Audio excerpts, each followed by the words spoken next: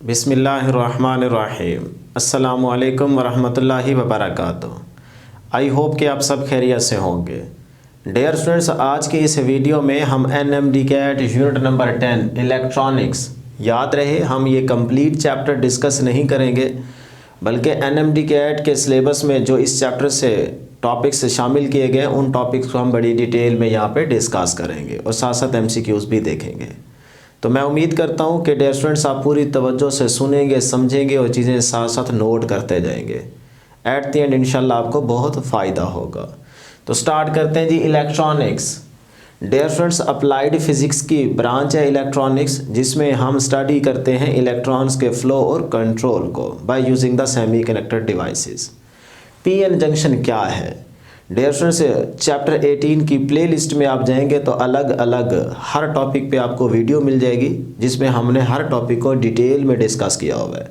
लेकिन यहाँ पे हम NMDCAT के पॉइंट ऑफ व्यू से थोड़ी सी फास्ट रिवीजन करेंगे, ठीक है। तो सबसे पहले PN जंक्शन अगर मैं रिपीट करना चाहूँ तो डियर स्टूडेंट्स 17 चैप्टर में आपने इस तरह से कुछ बात की थी कि जो हमारे पास P टाइप मटीरियल है, उस P टाइप मटीरियल में मेजॉरिटी चार्ज कैरियर्स क्या थे डियर स्टूडेंट्स? होल्स थे, होल्स। और माइनॉरिटी चार्ज कैरियर्स क्या थे? इलेक्ट्रॉन्स थे, ठीक। इसी तरह डियर स्टूडेंट्स जो हमारे पास N टाइप मटीरियल था, उसमें क्या था? N टाइप मटीरियल में मेजॉरिटी चार्ज कैरियर्स इलेक्ट्रॉन्स थे और माइनॉरिटी चार्ज कैरियर्स क्या थे? होल्स थे, ठीक हो गया। इसी तरह से जब हम ये बात कर रहे हैं कि P में मेजॉरिटी चार्ज कैरियर्स होल्स है और N में क्या है? इलेक्ट्रॉन्स। तो डियर स्टूडेंट्स फिर याद रखिएगा इलेक्ट्रॉन पे चार्ज कौन सा होता है? नेगेटिव। तो इस नेगेटिव की वजह से तो इसका नाम क्या है? N type. इसी तरह होल, अब होल पे चार्ज पॉजिटिव नहीं होता, बल्कि होल का जो बिहेवियर होता है वो पॉजिटिव चार्ज जैसा होता है, तो इसीलिए इसका नाम क्या है dear students? P type material. Clear हो गया। अब डियर स्टूडेंट्स आपको ये बात भी याद होगी कि P में हमने डोपिंग की थी थर्ड ग्रुप के एलिमेंट की, ऐसे ही था ना, थर्ड ग्रुप। और इसमें आप कोई भी एग्जांपल ले लें, फॉर एग्जांपल एल्यूमिनियम, तो एल्यूमिनियम के 3 और सिलिकॉन के 4, तो 3 से कोवैलेंट बॉन्डिंग कंप्लीट करेंगे, एक होल बच जाएगा। ऐसे ही था ना, एक होल बच गया। अब जो होल बचा था उसे इलेक्ट्रॉन की कमी है, यानी कि वो इलेक्ट्रॉन लेना चाहता है, एक्सेप्ट करना चाहता है, तो इसीलिए हम इस इम्प्योरिटी को नाम देते हैं एक्सेप्टर, एक्सेप्टर इम्प्योरिटी। ठीक हो गया यहाँ तक। उसके बाद डियर स्टूडेंट्स अगर हम N टाइप मटेरियल की बात करें तो N टाइप में हमने एग्जांपल ली थी फास्फोरस की, जो कि हमारे पास 5th ग्रुप का एलिमेंट था। तो हम यहाँ पे डोपिंग करते हैं 5th ग्रुप के एलिमेंट की सिलिकॉन के साथ। तो इसमें एग्जांपल क्या ली थी हमने? फास्फोरस। अब फास्फोरस का एक इलेक्ट्रॉन बच गया था ना, सिलिकॉन के 4 से 4 कोवैलेंट बॉन्डिंग कंप्लीट, एक इलेक्ट्रॉन फ्री बच गया था। अब जो बच गया था वो छेड़पंगे कर रहा था ना, बॉन्डिंग ब्रेक करने की कोशिश कर रहा था। तो इसका मतलब वो बार बार आवाज़ें लगा रहा था उस क्रिस्टल पे कि भाई अगर किसी ने मुझे लेना है तो ले ले। तो ये क्या कहलाएगा? अपने आप को डोनेट करना चाहता है तो ये कहलाएगा डोनर, डोनर। ठीक हो गया डियर स्टूडेंट्स। इसी तरीके से आपने MCQs के तौर पे ये बात भी याद रखी थी कि P टाइप मटेरियल भी क्या है? Electrically neutral. अब स्टूडेंट कंफ्यूज हो जाते हैं, वो समझते हैं कि शायद यहाँ पे मेजॉरिटी चार्ज कैरियर पॉजिटिव है, यानी कि होल्स जिनका बिहेवियर पॉजिटिव जैसा है, तो इसलिए न्यूट्रल नहीं होता बल्कि इस पे पॉजिटिव होता है चार्ज। नहीं, ऐसा नहीं है। जब आपने थर्ड ग्रुप से एलिमेंट लिया और सिलिकॉन के साथ डोपिंग कराई तो इसका मतलब उस टाइम क्या था? Aluminium neutral. तो कोई अलग से तो वहाँ पे वैकेंसी क्रिएट नहीं हुई ना। इसी तरह ये पे N भी क्या है? Electrically neutral. अब यहाँ पे भी कुछ स्टूडेंट्स कन्फ्यूज हो जाते हैं कि यहाँ पे मेजॉरिटी चार्ज कैरियर्स इलेक्ट्रॉन है, तो इसका मतलब ये न्यूट्रल नहीं बल्कि इस पर नेगेटिव चार्ज होगा। नहीं डियर स्टूडेंट्स, देखिए जब आपने 5th ग्रुप से फास्फोरस का एलिमेंट लिया वो क्या था? न्यूट्रल। जितने पॉजिटिव उतने नेगेटिव। उसका एक बच गया ना, उसके ऊपर बाहर से तो कोई चार्ज नहीं आया ना, अलग से तो नहीं आया। तो अलग से आता तो फिर आप कह सकते थे, लेकिन ये उसका अपना बच गया है, तो इसलिए N टाइप मटेरियल भी क्या रहेगा? न्यूट्रल रहेगा। PN जंक्शन क्या है? ये बनाने का तरीका मैंने आपको बताया है, ठीक है। पी एन जंक्शन, पी और एन को कंबाइन कर दें। डियर स्टूडेंट्स, ये हम पी लेने लगे हैं। अब पी में क्या है, होल्स मेजॉरिटी में और माइनॉरिटी में इलेक्ट्रॉन्स। इसके साथ आप आके इस एन को क्या कर दें, ऐड कर दें। ये देखें, ये मैं कंबाइन करने लगा हूं। तो आपने क्या कर दिया जी, यहाँ पे एन को डियर स्टूडेंट्स कंबाइन कर दिया, जोड़ दिया। एन पे मौजूद इलेक्ट्रॉन्स की मोशन क्या होगी, randomly. Majority charge carriers electron और माइनॉरिटी चार्ज कैरियर होल्स। इस तरह देखें, अब ये क्या बन गया, जंक्शन, पी एन जंक्शन बन गया, ठीक हो गया। या फिर आप ये भी कह सकते हैं कि एक आप सेमीकंडक्टर डिवाइस लें, क्रिस्टल लें, उसकी एक साइड पे आप एन यानी कि थर्ड ग्रुप के एलिमेंट की डोपिंग कराएं और दूसरी साइड पे फिफ्थ ग्रुप के एलिमेंट की डोपिंग कराएं। तो आप देखेंगे कि उस क्रिस्टल या सेमीकंडक्टर डिवाइस की एक साइड पे एन और दूसरी साइड पे पी बन जाएगा, यानी कि अलग अलग हो जाएंगे ना, तो ये बन जाएगा पी एन जंक्शन। तो आपकी मर्जी, जिस तरह से मर्जी आप बात करना चाहें कर सकते हैं, ठीक है ना डियर स्टूडेंट्स। अब होगा क्या, अब डियर स्टूडेंट्स जैसे ही ये पी एन जंक्शन बना, तो अब ये होगा कि पी साइड में मेजॉरिटी चार्ज कैरियर्स क्या है, होल, माइनॉरिटी में क्या है, इलेक्ट्रॉन्स, एन में क्या है, मेजॉरिटी चार्ज कैरियर्स इलेक्ट्रॉन्स। अब क्या होगा, अब ये होगा कि ये जो इलेक्ट्रॉन्स हैं ये क्या है, फ्री। तो ये अपने आप को क्या करेंगे, डिफ्यूज करेंगे। तो ये इलेक्ट्रॉन क्या है, फ्री, ये डिफ्यूज करेंगे और यहाँ पे आके होल्स की कमी को पूरा करेंगे। सही कह रहा हूँ मैं, बात समझ नहीं आ रही। तो इलेक्ट्रॉन्स डिफ्यूज हुए, होल की कमी को आके पूरा करेंगे। तो ये होल की कमी को आके इन्होंने पूरा कर दिया। जब इलेक्ट्रॉन निकला, पीछे क्या आ जाएगा, पॉजिटिव आइन आ जाएगा। याद रखिएगा, पॉजिटिव आइन आ जाएगा। फिर दूसरा इलेक्ट्रॉन निकला, पीछे पॉजिटिव आइन, और वो इलेक्ट्रॉन जाके यहाँ पे होल की कमी को पूरा करेगा। फिर इलेक्ट्रॉन निकला, पीछे पॉजिटिव आइन, और यहाँ पे जाके वो होल की कमी को पूरा करेगा। इस तरह से ये प्रोसेस चलता रहेगा तब तक जब तक के पीछे से मज़ीद इलेक्ट्रॉन को रिपल्शन न फील होने लग जाए, तब तक ये प्रोसेस चलता रहेगा, ठीक है। एक वक्त आएगा कि ये इलेक्ट्रॉन मज़ीद डिफ्यूज़ नहीं होंगे, तब यहाँ पे जो लेयर क्रिएट हो जाएगी पॉजिटिव और नेगेटिव आइंस की, इसे डियर स्टूडेंट्स आप नाम देते हैं डिप्लीशन रीजन का। इसे क्या नाम देते हैं, डिप्लीशन रीजन का। तो पॉजिटिव और नेगेटिव आइंस की जो लेयर क्रिएट हुई है, इसे हम डिप्लीशन रीजन कहते हैं। और यहाँ पे हम दो मेटालिक वायर्स को कनेक्ट कर देते हैं।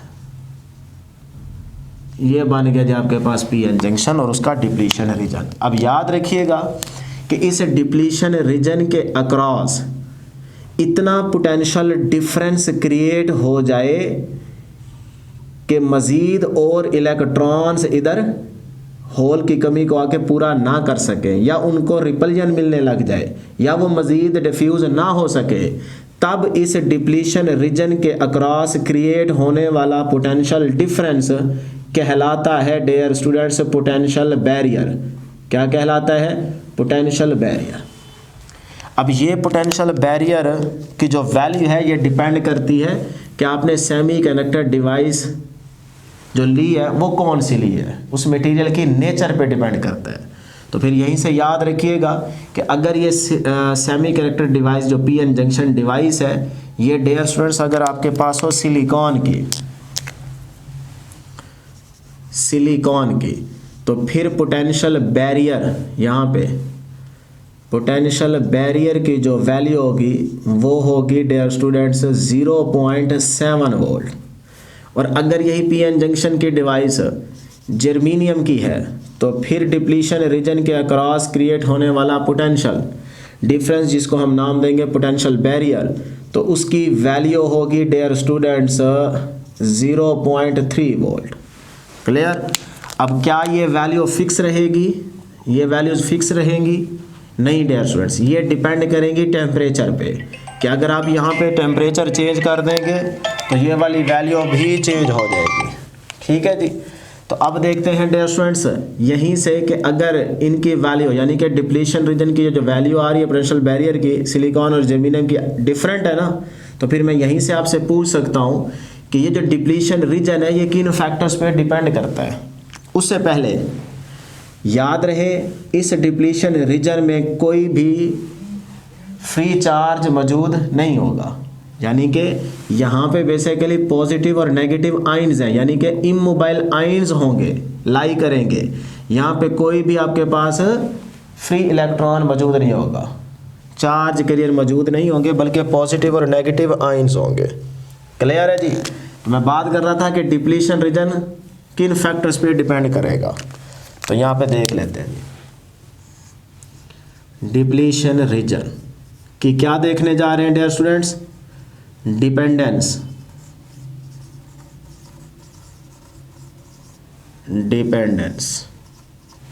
तो नंबर 1 डिप्लीशन रीजन देखें किस पे डिपेंड कर रहा है, इस केस में अलग, इस केस में अलग। तो नंबर 1 नेचर पे डिपेंड करेगा, नेचर।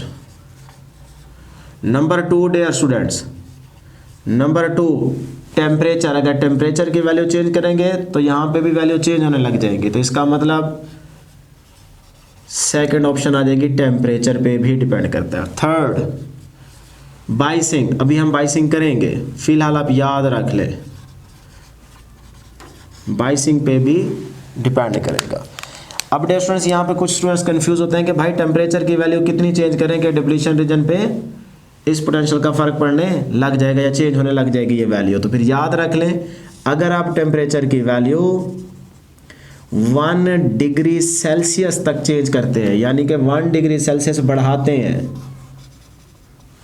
तो जो पोटेंशियल डिफरेंस, यानी कि जिसको आप पोटेंशियल बैरियर का नाम दे रहे हैं, पोटेंशियल बैरियर तकरीबन 2 मिलीवोल्ट तक डिक्रीज कर जाता है, ये बात याद रखें। तो इसलिए हम कह रहे हैं कि डिप्लीशन रीजन टेम्परेचर पे भी डिपेंड करता है। लो जी डियर स्टूडेंट्स, अब हम इसी पीएन जंक्शन डिवाइस को नाम देते हैं डायोड का। क्या नाम देते हैं? डायोड का, यानी कि उसका सिंबल है, बेसिकली शॉर्टकट फॉर्म है उसकी कि किस तरह से इस पीएन जंक्शन को हम ड्रा कर सकते हैं। डायोड, डाई से मुराद डियर स्टूडेंट्स डबल, ओड निकला है इलेक्ट्रोड से, जिसमें एक एनोड होगा और एक कैथोड होगा। तो ये है बेसिकली आपके पास डायोड।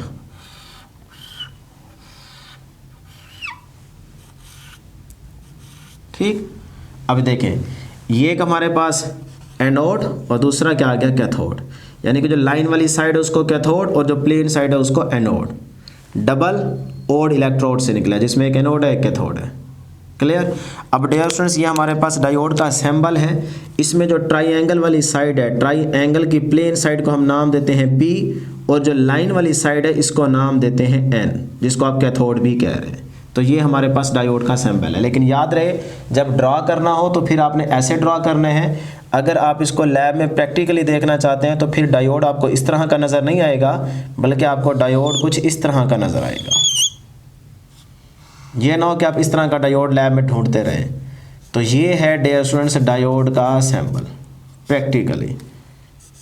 लेकिन जब भी आप डायोड को ड्रा करेंगे तो फिर उसका सिंबल ऐसे ही आएगा।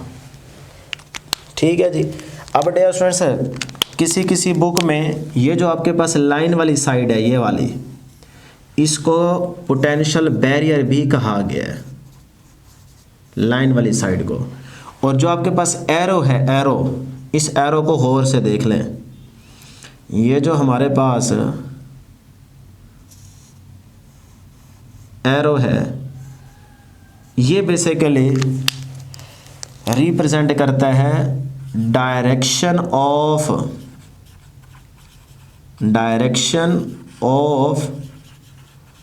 Conventional current.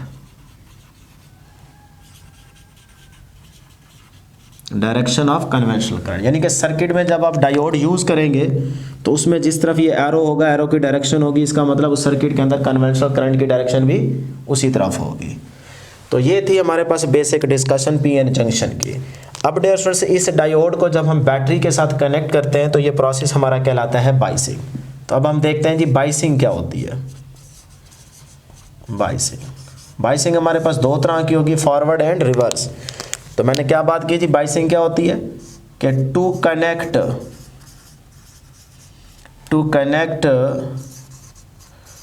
Diode with the battery,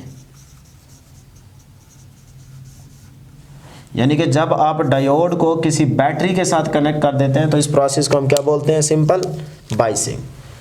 for example ये आपके पास क्या है जी? Diode.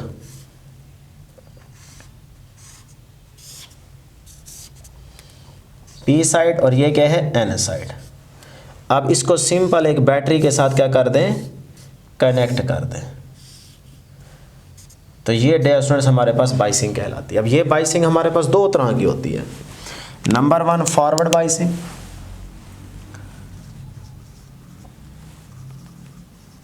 Forward biased PN junction, और नंबर 2 डियर स्टूडेंट्स हमारे पास होगा reverse biased PN junction. Reverse biased PN junction. तो इसको देखते हैं, यहां से आपके पास एमसीक्यूज आते हैं। फॉरवर्ड बाइस्ड पीएन जंक्शन क्या होगा? डियर स्टूडेंट, जब आप इसी डायोड या पीएन जंक्शन को, यानी कि इस पीएन जंक्शन डिवाइस को उठाएं और बैटरी के साथ इस तरह से कनेक्ट करें कि जो इस पीएन जंक्शन की पी साइड हो,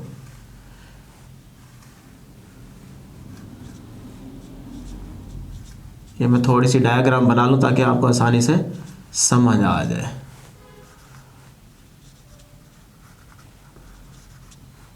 समझना आपके लिए आसान हो जाएगा।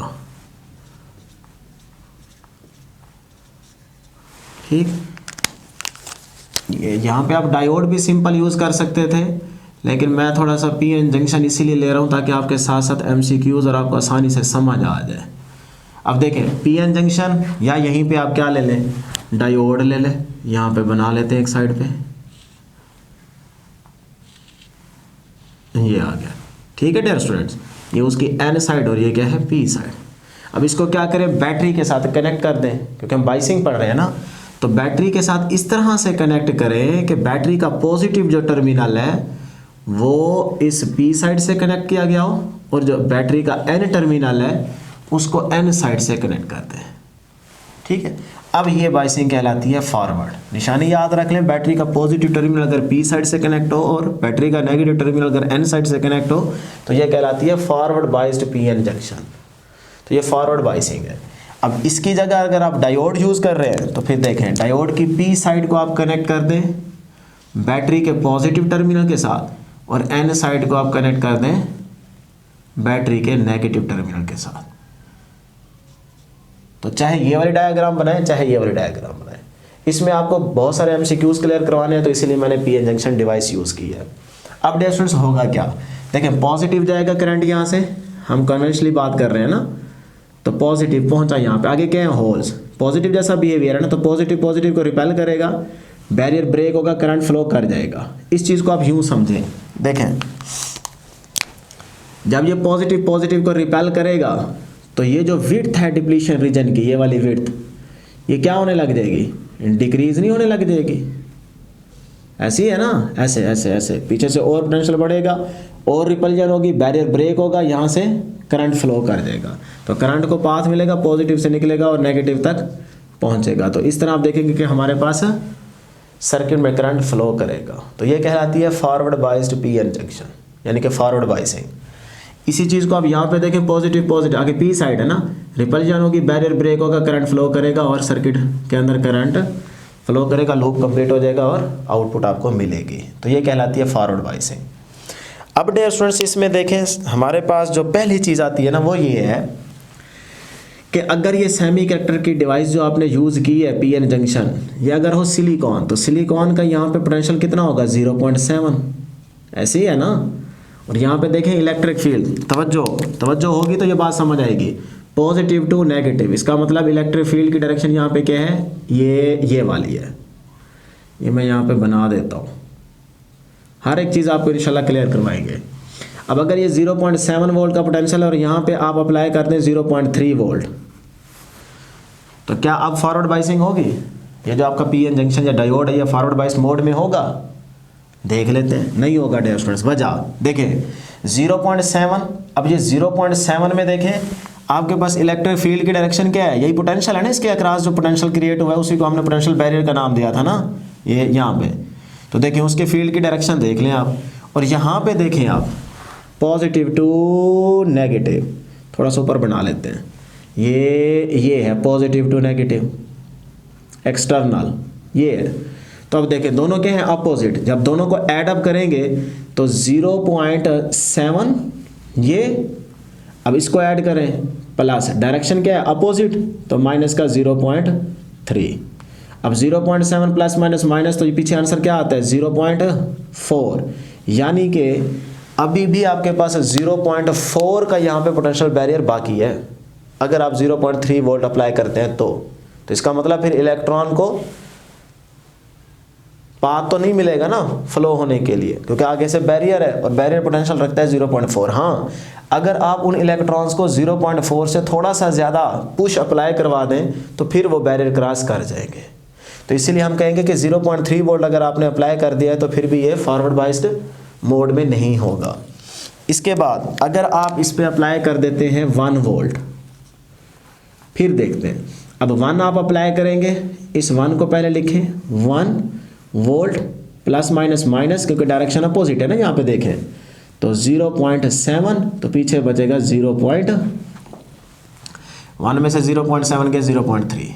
अब देखें इसका मतलब अब बैरियर तो है ही नहीं, लेकिन ये जो 0.3 आया है ना, ये इन चार्जेस को, इलेक्ट्रॉन्स को क्या मिलेगा, पुश मिलेगा। जैसे ही पुश मिलेगा वो इजीली यहाँ से यहाँ मूव कर देंगे और उनको एक पाथ मिल जाएगा और फिर सर्किट में फ्लो करना स्टार्ट कर देंगे और सर्किट में करंट आ जाएगा। तो करेंगे इलेक्ट्रॉन्स मूव, लेकिन हम कन्वेंशनली बात कर रहे हैं, और कन्वेंशनल करंट की डायरेक्शन ये होगी, लेकिन इलेक्ट्रॉनिक करंट की जो डायरेक्शन होगी वो आपके पास इसके अपोजिट होगी, और वो ये होगी। इस तरह से डियर स्टूडेंट्स आप देख सकते हैं कि हमारे पास क्या है, फॉरवर्ड बाइस्ड। अब इसकी कैरेक्टरिस्टिक्स देखते हैं, जिसमें हमारे पास कर्व होगी आई और वी के बिटवीन, तो वो यहाँ पे ड्रा कर लेते हैं। Along Y axis dear students हम क्या लेंगे, करंट, और अलोंग एक्स एक्सिस हम क्या लेंगे जी, पोटेंशियल। अब कर्व कैसे बनेगी देखें, अब 0.7 का तो है ना बैरियर, तो इसका मतलब अगर सिलिकॉन की डिवाइस आप यूज़ कर रहे हैं तो फिर 0.7 से आगे आपके पास करंट फ्लो करेगा ना, इतने हिस्से में तो करंट फ्लो ही नहीं करेगा। तो फिर कर्व कैसे बनेगी देखें, फॉर एग्जांपल ये 0.1, 0.2, 0.4, 0.6, 0.7, यहाँ पे सपोज कर लेते हैं ये 0.7 है, तो उसके बाद मज़ीद उठना यहाँ पे शुरू हो जाएगी कर्व। तो ये ऐसे बनेगी कर्व, ये आपके पास कर्व होगी फॉरवर्ड बाइसिंग की। अब देखें स्टार्ट करते जा रहे हैं, जैसे 0.7 आप क्रॉस करेंगे तो अब आपका करंट यहाँ पे फ्लो करना स्टार्ट कर देगा। तो देखें करंट की वैल्यू इंक्रीज होती जा रही है, लेकिन याद रहे पोटेंशियल के बढ़ने के साथ साथ करंट डायरेक्टली प्रोपोर्शनैलिटी में नहीं बढ़ रहा, हाँ प्रोपोर्शनैलिटी में बढ़ रहा है। देखिए ना, कोई भी आप अगर पॉइंट ले लें, फॉर एग्जांपल ये मैं यहाँ पे एक पॉइंट ले लेता हूँ और दूसरा यहाँ पे ले लेता हूँ। अब यहाँ पे ज़रा गौर करना है, ये देखें पोटेंशियल इतना बड़ा है, इतना टाइम इंक्रीज हुआ है, लेकिन यहाँ पे करंट का अमाउंट देखें वो ज़्यादा है, इंक्रीज हुआ है लेकिन उतना नहीं जितना पोटेंशियल है। मतलब दोनों का परसेंट में क्या आ रहा है, डिफरेंट आ रहा है। ये कम परसेंट में इंक्रीज हो रहा है, ये ज़्यादा परसेंट में इंक्रीज हो रहा है। प्रोपोर्शनल है लेकिन डायरेक्टली प्रोपोर्शनल नहीं है। तो इसलिए ये कर्व किस में चले जाएगी, नॉन ओहमिक में चली जाएगी।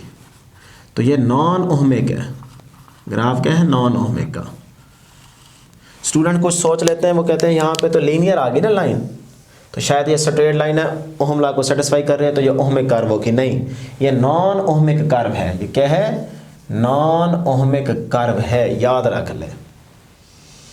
तो अब डियर स्टूडेंट्स हम यहाँ पे स्लोप कैलकुलेट कर लेते हैं। देखिए अलोंग वाई एक्सिस स्लोप क्या होता है।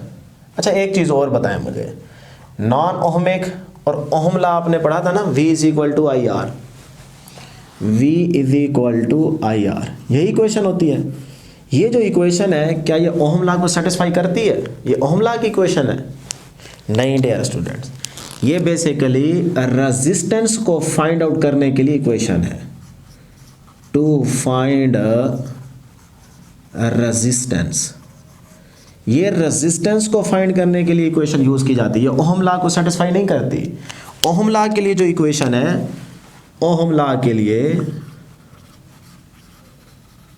वो इक्वेशन है सिर्फ और सिर्फ V directly proportional to I।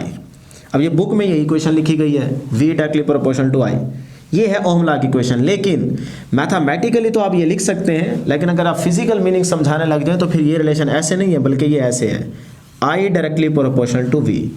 क्योंकि I डिपेंड करता है V पे, V डिपेंड नहीं करता I पे, बल्कि I डिपेंड करता है V पे। कि पहले पोटेंशियल डिफरेंस क्रिएट करवाएंगे तो करंट आएगा ना, इसका मतलब करंट मोहताज है, पहले पोटेंशियल लेके आओ फिर करंट आएगा। तो I जो है वो डिपेंड करता है V पे। तो ये है बेसिकली ओहम लॉ की इक्वेशन। ये रेजिस्टेंस को फाइंड करने के लिए इक्वेशन होती है, लेकिन हमसे जब पूछा जाए तो हम यही लगा के आ जाते हैं, ऐसा आपने नहीं करना। तो हम बात कर रहे थे डियर स्टूडेंट्स यहाँ से स्लोप की। तो स्लोप को कैलकुलेट करें, स्लोप इज इक्वल टू क्या होगा, delta y over delta x। अब देखें y के अलॉन्ग क्या है हमारे पास, करंट, डेल्टा I लिख लें या I लिख लें, और अलॉन्ग x एक्सिस क्या है, v।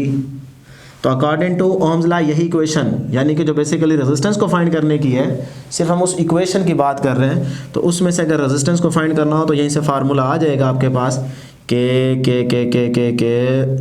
v is equal to I R, r is equal to v over I।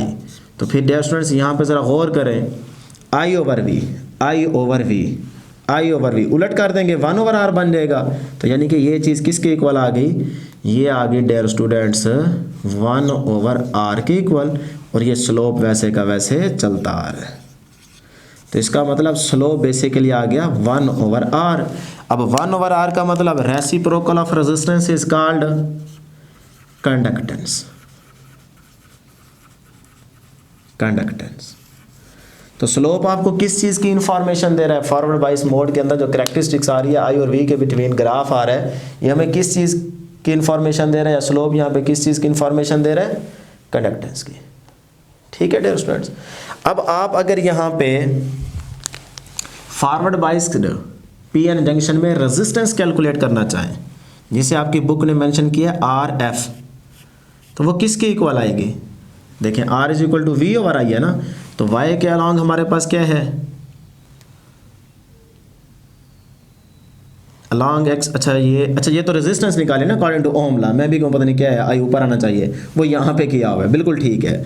तो R is equal to delta VF divide by delta I या डेल्टा IF, ये हमारे पास फॉरवर्ड बाइस में रेजिस्टेंस का formula आ जाएगा, इक्वेशन नंबर A। अब dear students हम यहाँ पे देखते हैं रिवर्स बाइस्ड PN जंक्शन। तो रिवर्स बाइस्ड PN जंक्शन में सबसे पहले हम डायग्राम बनाते हैं, सर्किट डायग्राम, कि ये हमारे पास PN junction, P side N side, N side पे वही मेजॉरिटी चार्ज कैरियर्स, और उसके बाद डियर स्टूडेंट्स यहाँ पे नेगेटिव आयंस की लेयर क्रिएट हो जाएगी,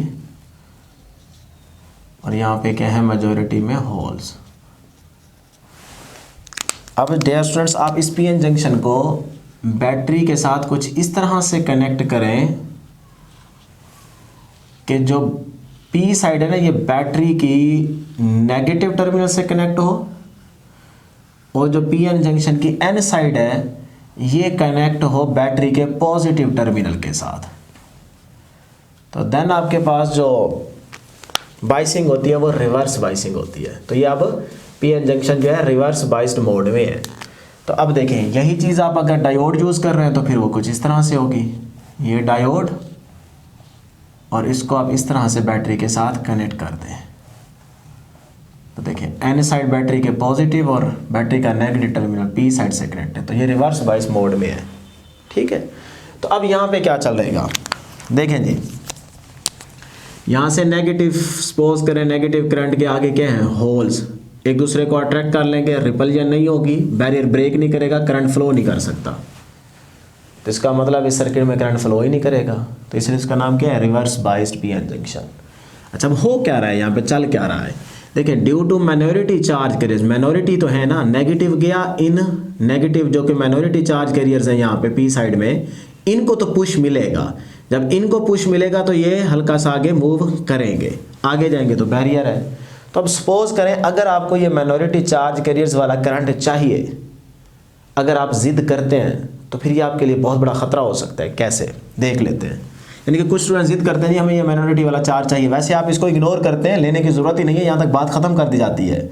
हमने प्रीवियस वीडियोस के अंदर जब हम आपको ये टॉपिक पढ़ा रहे थे, चैप्टर 18 की प्लेलिस्ट में आप जाएंगे तो आपको अलग से ये टॉपिक मिल जाएगा, वहाँ पे हमने बड़ी डिटेल में इस चीज़ का कॉन्सेप्ट दिया हुआ है, ठीक है। लेकिन हम यहाँ पे क्योंकि टाइम वेस्ट नहीं करना चाहते, अगर आप चाहते हैं कि आपको ये कॉन्सेप्ट मिले तो अभी आप प्लेलिस्ट में जाएं, वहाँ पे आप फॉरवर्ड बाइस और रिवर्स बाइस पीएन जंक्शन की वीडियो देखें, वहाँ पे आपको 100% ये बात क्लियर करा दी जाएगी कि भाई ये जो reverse bias due to minority charge carriers की वजह से करंट होता है, वो अगर लें तो फिर क्या हाल होगा डिवाइस का या फिर आपका, ये आपको हमने वहाँ पे समझाया, आप वहीं पे देख सकते हैं। बहरहाल जी रिवर्स बाइस में यहाँ पे करंट फ्लो नहीं करेगा, माइनॉरिटी चार्ज की वजह से करंट थोड़ा बहुत होगा, लेकिन वैसे सर्किट के अंदर कोई करंट फ्लो नहीं करेगा, और जो थोड़ा बहुत होगा उसको हम फॉरवर्ड के कंपैरेटिवली इग्नोर कर देंगे, निगलेक्ट कर देंगे।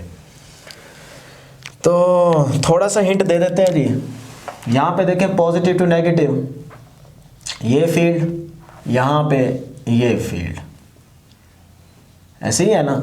तब इसका मतलब अगर फॉर एग्जांपल यहाँ पे आपके पास 0.9 का पोटेंशियल आपने अप्लाई किया है, अब देखिए जब ऐड अप करेंगे 0.9 और सिलिकॉन का यहाँ पे कितना है 0.7, तो प्लस 0.7, अब कैंसिल नहीं होगा क्योंकि देखिए दोनों फील्ड की डायरेक्शन क्या है, सेम।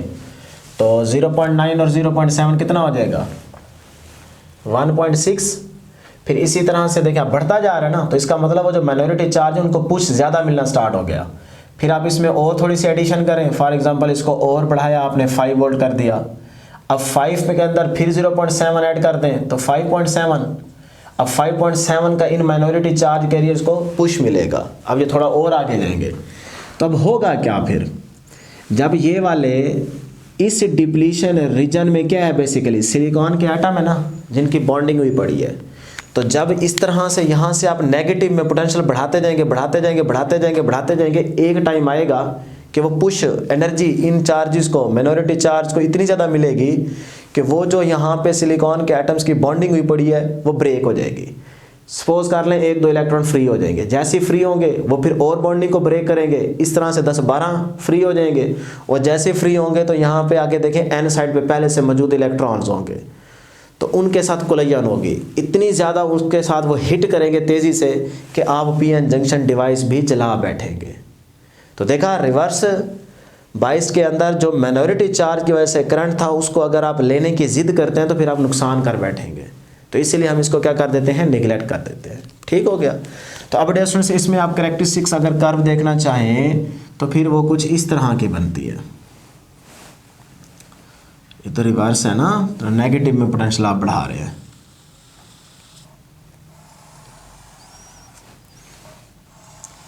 अब देखिए उसमें पॉजिटिव, तो फर्स्ट क्वाड्रेंट में यूज़ करेंगे, यहाँ पे नेगेटिव में पोटेंशियल बढ़ा रहे हैं तो नेगेटिव वैल्यू किधर होगी, थर्ड क्वाड्रेंट में होगी, तो ये आपके पास क्या है, थर्ड क्वाड्रेंट है। तो along Y axis dear students आप क्या लेंगे, करंट, लेकिन याद रहे माइक्रो एम्पेयर में, और यहाँ फॉरवर्ड बाइस के अंदर जो करंट लेते हैं आप वो क्या होता है, मिली एम्पेयर में। ये भी याद रखिएगा एमसीक्यूज में पूछा जाता है, रिवर्स में माइक्रो एम्पेयर और यहाँ पे मिली एम्पेयर। तो इधर आप ले लीजिए पोटेंशियल की वैल्यू नेगेटिव में माइनस का 5 वोल्ट, माइनस का 10 वोल्ट, माइनस का 15 वोल्ट, माइनस का 20 वोल्ट, यहाँ पे सपोज कर लें माइनस का 25 वोल्ट, इस तरह से फिर यहाँ पे करंट है। ठीक, अब होगा क्या, due to minority charge carriers थोड़ा बहुत करंट ज़रूर होगा जिसे आप लीकेज करंट का नाम देते हैं, तो सपोज कर लें वो इतना ही है। उसके बाद आप नेगेटिव में पोटेंशियल बढ़ाते जा रहे हैं बढ़ाते जा रहे हैं बढ़ाते जा रहे हैं बढ़ाते जा रहे हैं, सपोज करें -25 वोल्ट तक आपने ये पोटेंशियल बढ़ाया, फिर क्या होगा, वहाँ पे बॉन्डिंग जैसी ब्रेक होगी तो बहुत ज़्यादा पुश मिलेगा, इतना मिलेगा कि आगे मौजूद इलेक्ट्रॉन्स भी हैं तो वो इतनी कोलिजन ज़्यादा होगी कि आपकी जंक्शन या डायोड जल जाएगा। तो फिर इसका मतलब है कि इस पॉइंट पे आपके पास करंट शार्पली क्या हो जाएगा, इंक्रीज हो जाएगा। इस तरह से शार्पली क्या हो गया, इंक्रीज हो गया। बच्चे समझ लेते हैं कि शायद ये इन्फिनाइट हो गया, नहीं इन्फिनाइट नहीं हुआ, बल्कि यहाँ पे आपका सर्किट जल गया है, आप उसका काम कर बैठे हैं, ख़त्म होगी कहानी। तो इसको बोलते हैं breakdown voltage, breakdown voltage. ठीक है, कि वो नेगेटिव वोल्टेज की वो वैल्यू जिस पे आपका जंक्शन क्या हो गया, छुट्टी, ख़त्म। ठीक है ना, तो वो आपके पास वोल्टेज क्या कहलाती है, ब्रेक डाउन वोल्टेज कहलाती है। यानी कि वोल्टेज की नेगेटिव वो वैल्यू जिस पे आपका जंक्शन क्या हो जाता है, फेल हो जाता है, ब्रेक हो जाता है, टूट जाता है, ख़त्म हो जाता है, जल जाता है, उस टाइम आपके पास वोल्टेज को हम क्या नाम दे रहे हैं, ब्रेक डाउन वोल्टेज का नाम दे रहे हैं। और इस टाइम जो करंट होगा वो करंट कहलाता है सैचुरेशन करंट या सैचुरेटेड करंट। तो सैचुरेशन करंट की वैल्यू आप यही मेंशन कर लें कि भाई नेगेटिव या ब्रेक डाउन वोल्टेज पे करंट का शार्पली इंक्रीज होना, ये क्या कहलाता है, सैचुरेटेड करंट कहलाता है। ठीक है जी। तो अब डियर स्टूडेंट्स, ये जो आपके पास रीजन आ रहा है ये कहलाता है लीकेज करंट। ये ड्यू टू माइनॉरिटी चार्ज के इसकी वजह से है, जो यहाँ पे थोड़ा बहुत था, लीकेज करंट। तो ये आपके पास कैरेक्टरिस्टिक कर्व थी। अब यहाँ पे भी स्लोप अगर आप कैलकुलेट करना चाहें तो अलोंग एक्स एक्सिस देखें v और अलोंग वाई एक्सिस क्या है i। तो ये रिवर्स रेजिस्टेंस आ जाएगी आपके पास delta V R divide by delta i। और इसी तरह से अगर आप स्लोप निकालना चाहते हैं तो slope is equal to delta i over delta v। अब डेल्टा i ओवर v है तो according to v is equal to I R relation देखें, i ओवर v किसके इक्वल आ जाएगा, 1 ओवर r। तो 1 ओवर r का मतलब वही है कंडक्टेंस। ठीक, अकॉर्डिंग टू ओह्म लॉ। तो आप इसको r भी लिख सकते हैं, सबस्क्रिप्ट्स में r लिखेंगे तो ये रिवर्स बायस मोड बन जाएगा। तो उसी तरह से आप इसका स्लोप भी कैलकुलेट कर सकते हैं नेगेटिव में। तो अब डियर स्टूडेंट्स, हमारे पास कुछ इंपॉर्टेंट पॉइंट्स होंगे जो यहाँ पे भी आप डिस्कस करेंगे और वहाँ पे भी डिस्कस करेंगे। तो नंबर 1, फॉरवर्ड बायस्ड मोड के अंदर देखें डिप्लीशन रीजन की विड्थ क्या हो जाती है, कम हो जाती है। देखें ना, जब यहाँ से इलेक्ट्रॉन, अच्छा विड्थ कम कैसे होती है, पहले भी बताया फिर से बता रहा हूँ कि इलेक्ट्रॉन यहाँ से निकला, आगे मूव करेगा ना, अब इलेक्ट्रॉन यहाँ से निकलेगा तो पीछे और इलेक्ट्रॉन आ जाएगा, तो इसका मतलब ये विड्थ साइज क्या होता जाएगा, कम होता जाएगा, डिक्रीज होता जाएगा। तो फिर मैं पहला पॉइंट यहाँ पे लिख लेता हूँ कि हमारे पास width of depletion region, width of depletion region जो है डियर स्टूडेंट्स, वो क्या हो जाएगी, फॉरवर्ड बायस में वो डिक्रीज हो जाएगी, वो डिक्रीज हो जाएगी। ठीक है, इसी तरह से अगर आप वहाँ पे देखें तो वहाँ पे आपके पास जो पॉइंट बनेगा वो डियर स्टूडेंट्स पॉइंट बनेगा विड्थ ऑफ डिप्लीशन रीजन क्या कर जाएगी डियर स्टूडेंट्स, इंक्रीज। अच्छा, यहाँ पे इंक्रीज कैसे हो जाएगी, बढ़ कैसे जाएगी, जब यहाँ से इलेक्ट्रॉन आगे जाएगा यानी कि पॉजिटिव की कमी को होल की कमी को पूरा करेगा, तो जब इलेक्ट्रॉन निकलेगा तो पीछे क्या कोई और इलेक्ट्रॉन आ जाएगा, नहीं, बल्कि पीछे पॉजिटिव आयन आ जाएगा। तो देखें विड्थ का साइज बढ़ता जाएगा। तो इसलिए हम कहते हैं कि यहाँ पे विड्थ क्या हो जाती है, डिप्लीशन रीजन की इंक्रीज हो जाती है। सेकंड पॉइंट देखते हैं डियर स्टूडेंट्स, बल्कि सेकंड पॉइंट हम बाद में डिस्कस करते हैं, यहाँ से पहले आसान हो जाए।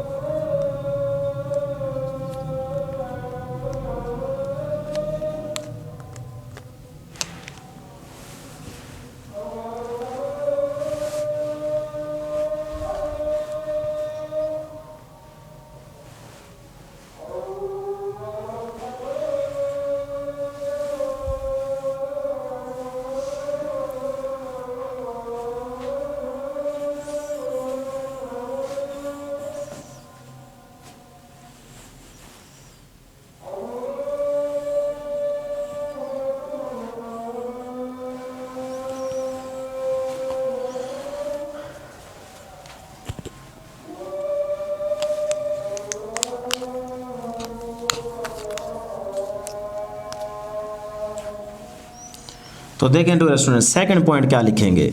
सेकंड पॉइंट हम मेंशन कर लेते हैं जी कंडक्टिविटी। कंडक्टिविटी क्या होगी? कंडक्टिविटी। तो डियर स्टूडेंट्स आप मुझे बताएं कि इस केस में हमारे पास कंडक्टिविटी क्या हो जाती है? फॉरवर्ड वाइज में करंट फ्लो करता है ना, तो इसका मतलब कंडक्टिविटी बढ़ जाती है, इंक्रीज हो जाती है। तो कंडक्टिविटी इंक्रीज हो जाती है। इस केस में देखते हैं कंडक्टिविटी। तो डियर स्टूडेंट्स अगर आप देखें डिप्लीशन रीजन की विड्थ बढ़ जाती है, क्या इसमें करंट फ्लो करता है? मेजॉरिटी की वजह से हम बात करते हैं, ड्यू टू माइनॉरिटी की बात नहीं कर रहे, वो तो निगलेक्ट हो गया। तो इसका मतलब करंट तो फ्लो ही नहीं करा, तो कनेक्टिविटी क्या कर गई? डिक्रीज। तीसरा पॉइंट देखते हैं डियर स्टूडेंट्स, पोटेंशियल बैरियर की वैल्यू। तो आप मुझे बताएं कि फॉरवर्ड बायस मोड के अंदर पोटेंशियल बैरियर की वैल्यू क्या हो जाती है?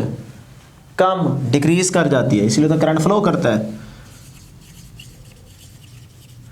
और इसमें पोटेंशियल बैरियर की वैल्यू सपोज करें बढ़ जाती है। सपोज करना एक नाम दे सकते हैं कि भाई वो इंक्रीज हो जाती है, क्योंकि उसमें करंट फ्लो ही नहीं करता, तो इंक्रीज कर जाती है।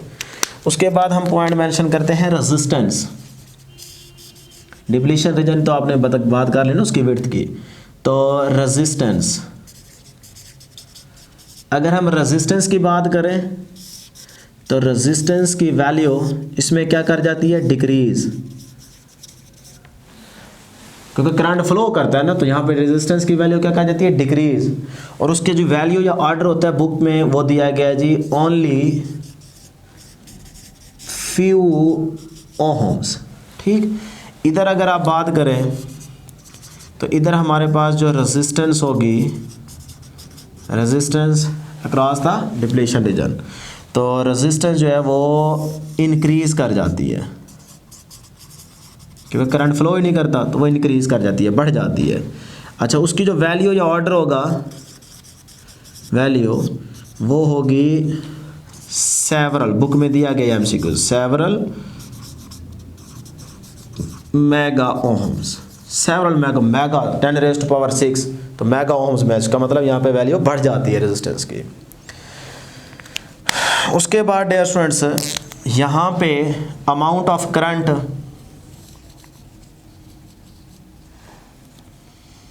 इंक्रीज कर जाता है।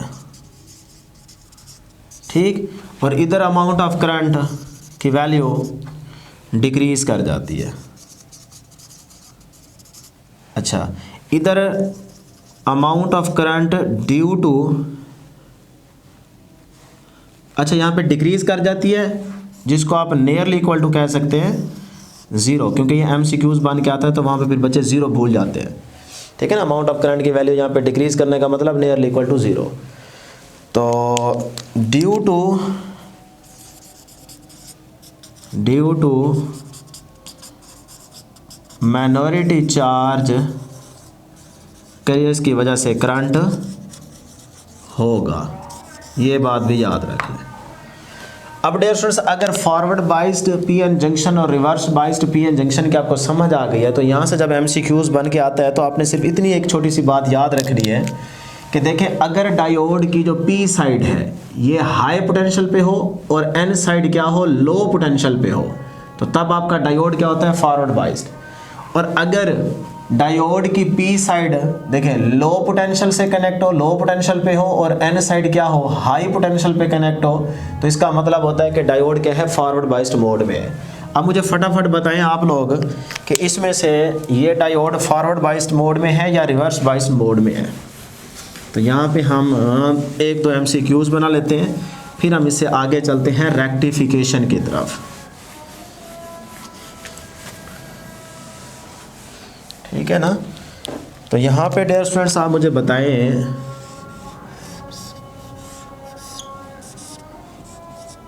ये है। ठीक, तो यहाँ पे सपोज कर लेते हैं पोटेंशियल की वैल्यू है -2 वोल्ट और यहाँ पे वैल्यू है -10 वोल्ट। अब मुझे बताएं कि ये डायोड फॉरवर्ड बाइस्ड मोड में है या रिवर्स बाइस्ड मोड में है? फटाफट बताएं जी। देखें डियर स्टूडेंट्स, ये -2 और ये क्या है -10। नेगेटिव में वैल्यू जितनी कम होगी उतना उसका आंसर ज़्यादा, ये नेगेटिव में जितनी वैल्यू बड़ी होगी उसका मतलब आंसर छोटा। तो ये क्या है -2 और -10, तो इसका मतलब ये क्या है हाई पोटेंशियल और ये क्या है लो पोटेंशियल। तो हाई पोटेंशियल देखें पी साइड से कनेक्ट है, लो पोटेंशियल एन साइड से, तो क्या हुआ फॉरवर्ड बाइस्ड मोड। ठीक, इसी तरह से अगर ये आपसे पूछ लिया जाए, यही डायोड है, यहाँ पे ग्राउंड कर देते हैं और यहाँ पे पोटेंशियल अप्लाई कर देते हैं 5 वोल्ट। ठीक है, अच्छा बल्कि इसको कर दें जी -5 वोल्ट और इसको कर देते हैं ग्राउंड। अब बताएं ये जो डायोड है ये फॉरवर्ड बाइस्ड मोड में है या रिवर्स बाइस्ड मोड में है? हाँ जी, -5 ग्राउंड का मतलब यहाँ पे 0 वोल्ट है और यहाँ -5, तो 0 बड़ा हुआ ना, तो इसका मतलब ये वाली साइड जो N है ये क्या है हाई पोटेंशियल पे और ये क्या है लो पोटेंशियल पे P साइड। तो P साइड अगर लो पोटेंशियल पे हो, N साइड अगर हाई पोटेंशियल पे हो, तो इसका मतलब रिवर्स बाइस मोड। इस तरह से डियर स्टूडेंट्स आपसे पूछा जा सकता है।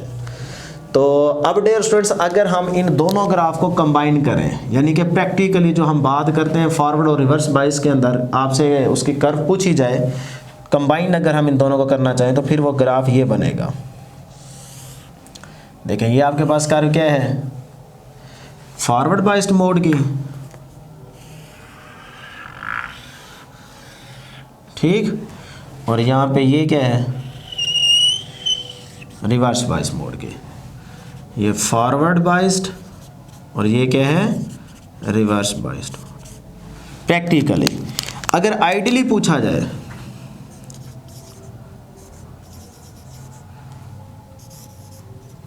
अगर आइडियल सिचुएशन में फॉरवर्ड बाइस्ड और रिवर्स बाइस्ड मोड की कर्व आ जाए, तो फिर डियर स्टूडेंट्स याद रखिएगा फॉरवर्ड बाइस्ड मोड में तो यही रहेगी, ठीक, लेकिन जो रिवर्स बाइस्ड मोड में होगी फॉरवर्ड बाइस्ड मोड, और जो रिवर्स बाइस्ड मोड होगी वो आपके पास है 0, यहाँ पे ही होगी ये, ठीक है ना, इस तरह से। तो ये आइडियल सिचुएशन में आपके पास फॉरवर्ड एंड रिवर्स बाइस्ड की कर्व है, और यहाँ पे हमारे पास प्रैक्टिकली जो हम लेके चलते हैं वो फॉरवर्ड बाइस्ड और रिवर्स बाइस्ड का कंबाइन की हुई कर्व है। तो अब डियर स्टूडेंट्स हम देखते हैं रेक्टिफिकेशन, और उससे नेक्स्ट फिर हम MCQs कुछ सॉल्व करेंगे। तो अब है डियर स्टूडेंट्स हमारे पास रेक्टिफिकेशन का टॉपिक। तो रेक्टिफिकेशन को देखते हैं कि सबसे पहले डेफिनेशन क्या होगी रेक्टिफिकेशन की, कि कन्वर्जन ऑफ AC यानी कि अल्टरनेटिंग करंट इनटू DC यानी कि डायरेक्ट करंट। तो conversion of AC into DC is called rectification. अब डियर स्टूडेंट्स क्या मतलब है इसका, कि हमारे पास AC कैसा होता है करंट, जिसमें हमारे पास मैग्नीट्यूड भी चेंज हो रही हो और डायरेक्शन भी चेंज हो रही हो। तो ये हमारे पास देखें AC है अल्टरनेटिंग, कभी पॉजिटिव कभी नेगेटिव, मैग्नीट्यूड चेंज हो रही है, बढ़ रही है, फिर कम हो रही है टाइम के साथ साथ। तो ये अल्टरनेटिंग करंट है। इसको हम कन्वर्ट करने जा रहे हैं किसमें, DC में। लेकिन याद रहे कौन सा DC, pulsating DC। Pulsating DC का मतलब है जिसके अंदर मैग्नीट्यूड तो चेंज हो रही हो, डायरेक्शन चेंज ना हो रही हो। तो ये हमारे पास पल्सेटिंग DC है, पल्सेटिंग DC। दूसरा होता है हमारे पास प्योर DC। तो प्योर DC जो होता है वो हमारे पास कुछ इस तरह से था, ये हमारे पास प्योर DC है, या पॉजिटिव या फिर नेगेटिव। तो जिसमें डायरेक्शन भी क्या है कांस्टेंट और मैग्नीट्यूड भी क्या है कांस्टेंट। इस पॉइंट पे देख लें चाहे इस पॉइंट पे देख लें, तो ये कहलाता है प्योर DC। और इसमें देखें मैग्नीट्यूड चेंज हो रही है लेकिन डायरेक्शन चेंज नहीं हो रही, तो ये कहलाता है पल्सेटिंग DC। तो हम रेक्टिफिकेशन में कन्वर्जन करने जा रहे हैं AC की इंटू DC, लेकिन कौन सा DC, पल्सेटिंग DC। फिर इस पल्सेटिंग DC को हम प्योर DC बनाने की कोशिश करेंगे। अब उसमें हम 100% कामयाब नहीं हो सकते, लेकिन किसी हद तक हम इसको प्योर करने की कोशिश करेंगे और वो हम एंड पे बताएंगे आपको कि किस तरह से हम पल्सेटिंग डीसी को प्योर डीसी बनाने की ट्राई करते हैं। ठीक है जी। अब डियर स्टूडेंट्स, जो सर्किट हम यूज़ करते हैं रेक्टिफिकेशन के लिए, जो सर्किट हम यूज़ करते हैं रेक्टिफिकेशन के लिए, उन्हें हम कहते हैं रेक्टिफायर। रेक्टिफायर। तो रेक्टिफायर में बेसिकली हम डायोड्स का यूज़ करते हैं। क्या करते हैं डियर स्टूडेंट्स? इसमें डायोड्स का यूज़ करते हैं।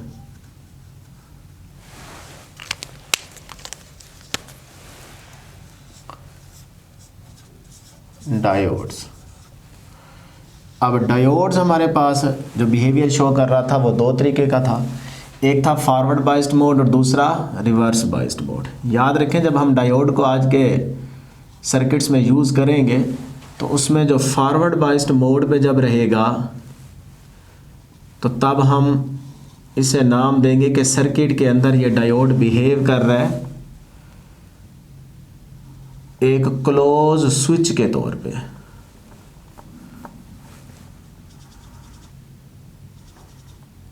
इस तरह से, ठीक है ना, क्लोज स्विच के तौर पे बिहेव कर रहा होगा।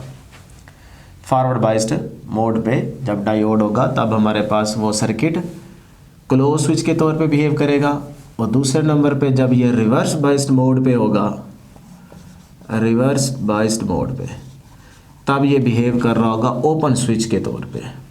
सर्किट जो है वो ओपन स्विच के तौर पे बिहेव कर रहा होगा इस तरह से। ठीक है डियर स्टूडेंट्स, ये निशानी आपने याद रखनी है कि एमसीक्यूज की स्टेटमेंट वो कभी कभी बोल देता है ओपन स्विच क्लोज स्विच, तो आपको पता होना चाहिए। अब यदि रेक्टिफिकेशन की टाइप्स, तो डियर स्टूडेंट्स हम यहाँ पे टाइप्स को डिस्कस करते हैं। दो टाइप्स होंगी। नंबर 1 हाफ वेव रेक्टिफिकेशन और number 2 dear students full wave rectification. तो पहले हम डिस्कस कर लेते हैं हाफ वेव रेक्टिफिकेशन को। हाफ वेव रेक्टिफिकेशन, तो हाफ वेव रेक्टिफिकेशन में याद रखिएगा हम एक सिंगल डायोड का यूज़ करते हैं। सिंगल डायोड का यूज़ करते हैं, सिर्फ एक डायोड यूज़ करेंगे। तो इसमें जो पहली चीज़ आती है डियर स्टूडेंट्स वो है सर्किट डायाग्राम। सर्किट डायाग्राम,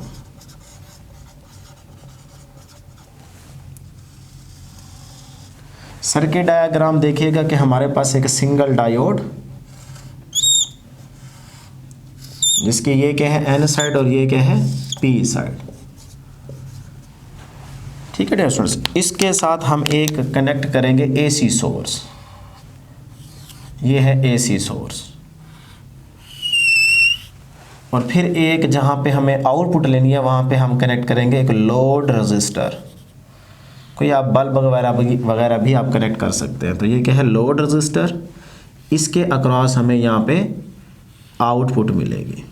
यहाँ पे हमने आउटपुट वोल्टेज लेनी है, और ये हमारे पास क्या है इनपुट सिग्नल।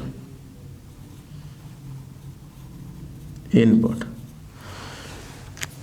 तो अब डियर स्टूडेंट्स जो एसी सोर्स हमने कनेक्ट किए हैं, इसको देखें तो ये डायोड की पी साइड से कनेक्ट किया गया है। अब हम करेंगे क्या, हम इस डायोड पे इनपुट सिग्नल अप्लाई करेंगे। फॉर एग्जांपल हम एक साइकिल की अगर बात करें तो एक साइकिल में ये हमारे पास साइकिल है पॉजिटिव हाफ साइकिल और नेगेटिव हाफ साइकिल। ये हमारा इनपुट सिग्नल है जो हम यहाँ पे अप्लाई करने लगे। तो इसमें सबसे पहले हम बात करेंगे पॉजिटिव हाफ साइकिल की। यहाँ पे क्या है टाइम 0 और यहाँ पे क्या है T/2।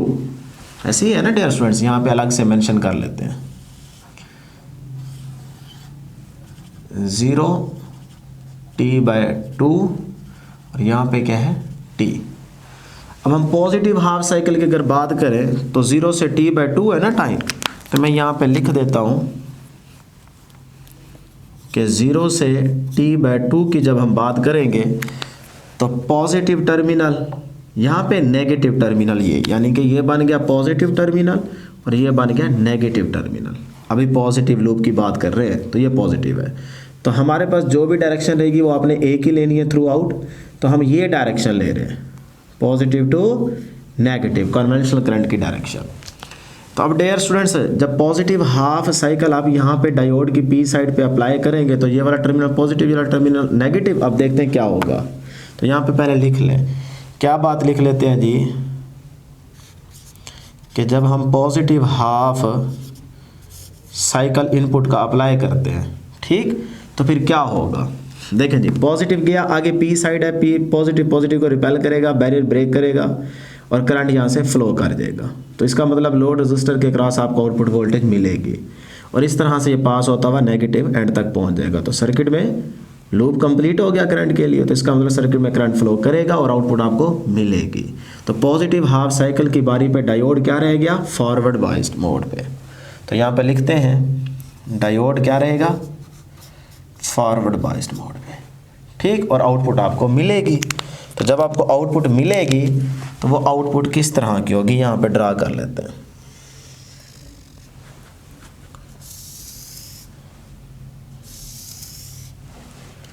ये आपने इनपुट सिग्नल का पॉजिटिव हाफ अप्लाई किया,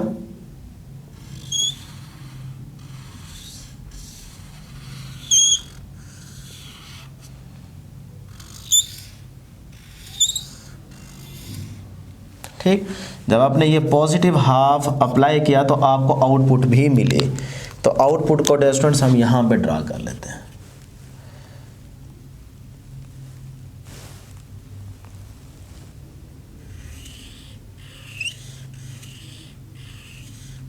तो ये आपको आउटपुट मिलेगी, ठीक, पॉजिटिव हाफ साइकिल की बारी पे। अब हम बात करते हैं नेगेटिव हाफ साइकिल की बारी पे। नेगेटिव हाफ साइकिल पे क्या होगा। तो नेगेटिव हाफ साइकिल ये है डियर स्टूडेंट्स। तो ये वाला टर्मिनल क्या हो जाएगा, नेगेटिव, और ये वाला टर्मिनल क्या हो जाएगा, पॉजिटिव। अब नेगेटिव यहाँ पे पहुँचेगा, पॉजिटिव नेगेटिव को अट्रैक्ट कर लेगा। इसका मतलब बैरियर ब्रेक नहीं करेगा। जब बैरियर ब्रेक नहीं करेगा, करंट फ्लो नहीं करेगा। करंट फ्लो नहीं करेगा तो आपको इस लोड रेजिस्टर के क्रॉस आउटपुट भी नहीं मिलेगी। तो इसका मतलब नेगेटिव हाफ साइकिल की बारी पे डायोड क्या रहता है, रिवर्स्ड बाइस मोड पे रहता है। और उस टाइम हमारे पास टाइम क्या हो जाता है, T/2 से T। तो इसलिए ये नेगेटिव, ये पॉजिटिव। तो T/2 से T हमारे पास डायोड क्या रहता है, रिवर्स बाइस मोड पे रहता है और हमें आउटपुट नहीं मिलती। जब नहीं मिलती तो हमारे पास ये नेगेटिव हाफ साइकिल की बारी पे आउटपुट क्या आ गई, 0 आ गई। ये आपके पास लाइन आ जाएगी 0 पे। फिर इसी तरह से आप फर्दर पॉजिटिव हाफ साइकिल की बारी आएगी। अगर आप आगे बढ़ना चाहते हैं तो फिर डायोड फॉरवर्ड बाइस मोड पे रहेगा। इसका मतलब आउटपुट आपको मिलेगी। जब आउटपुट मिलेगी तो फिर आप यहाँ पे ड्रा कर देंगे इस तरह से। फिर आपके पास आगे नेगेटिव की बारी आएगी। तो नेगेटिव की बारी आएगी, फिर आपके पास आउटपुट क्या हो जाएगी, 0 हो जाएगी। तो इस तरह डियर स्टूडेंट्स आप चलते जाएंगे। तो आप देखें यहाँ पे कि जब हाफ वेव रेक्टिफिकेशन में आप एक सिंगल डायोड यूज़ करते हैं और इनपुट सिग्नल अप्लाई करते हैं तो आउटपुट पे भी आपको हाफ रेक्टिफिकेशन मिलती है, ठीक है। देखें, एक साइकिल को जब आपने अप्लाई किया तो उसकी पॉजिटिव की बारी पे आपको आउटपुट मिली है, नेगेटिव की बारी पे आपके पास आउटपुट क्या आ रही है, 0 आ रही है, ठीक। तो अब ये डियर स्टूडेंट्स यहाँ से हम MCQs डिस्कस करेंगे कि सबसे पहली चीज़ देखिएगा कि यहाँ पे हमारे पास AC सोर्स की क्या है, फ्रीक्वेंसी, इनपुट फ्रीक्वेंसी होगी ना। तो आपसे पूछा जा सकता है कि output frequency half wave rectification में इनपुट फ्रीक्वेंसी का क्या हो जाती है, डबल हो जाती है, हाफ हो जाती है, सेम रहती है, क्या हो जाती है। तो फिर याद रखिएगा, देखें यहाँ पे जो आउटपुट फ्रीक्वेंसी होगी वो इनपुट फ्रीक्वेंसी के इक्वल रहेगी। उसकी वजह क्या है, देखें डियर स्टूडेंट्स, उसकी वजह ये है कि हमारे पास जब एक साइकिल की हम बात करेंगे ना, सिर्फ यहाँ पे एक साइकिल की बात, तो एक साइकिल का मतलब क्या है, एक वेव, और एक वेव का मतलब इसकी फ्रीक्वेंसी भी क्या है, 1। तो इनपुट सिग्नल का जब एक साइकिल आप अप्लाई करें तो आपको सिर्फ और सिर्फ ये एक हाफ लूप मिलता है, सिर्फ ये वाला, ये तो 0 हो गया ना। तो अब बच्चे सोचते हैं कि शायद आउटपुट फ्रीक्वेंसी इनपुट का क्या होगी, हाफ हो गई है क्योंकि आधा लूप मिलता है। नहीं, ऐसा नहीं है। इसका मतलब आपने एक निशानी याद रखनी है कि एक साइकिल अल्टरनेटिंग में जो एक साइकिल होता है जिसके अंदर 2 लूप आते हैं, पॉजिटिव और नेगेटिव, तो इसका मतलब होता है एक वेव। जो पल्सेटिंग डीसी मिलता है, पल्सेटिंग डीसी, ये कौन सा है आउटपुट पे, पल्सेटिंग डीसी, देख सकते हैं पॉजिटिव पॉजिटिव मिल रहा है, मैग्नीट्यूड में चेंज आ रहा है, डायरेक्शन में चेंज नहीं आ रहा, तो ये है पल्सेटिंग डीसी। तो पल्सेटिंग डीसी में जो ये लूप मिलता है ना, इसको आप रिपल बोलते हैं। तो ये एक मिले तो इसका मतलब एक वेव, दो मिले तो इसका मतलब दो वेव, तीन मिले तो इसका मतलब तीन वेव, यानी कि एसी के अंदर एक साइकिल का मतलब एक वेव होता है, और जो पल्सेटिंग डीसी मिलता है उसके अंदर ये जो एक लूप आता है ना आपके पास, यानी कि हाफ, ये एक साइड, इसको रिपल बोलते हैं। तो एक रिपल का मतलब एक वेव है। अब एक रिपल मिल रहा है ना आउटपुट में, जब आपने एक साइकिल अप्लाई किया तो आपको देखो यहाँ तक आउटपुट मिली है एक साइकिल की बारी पे, यानी कि 0 से t और ये भी 0 से t।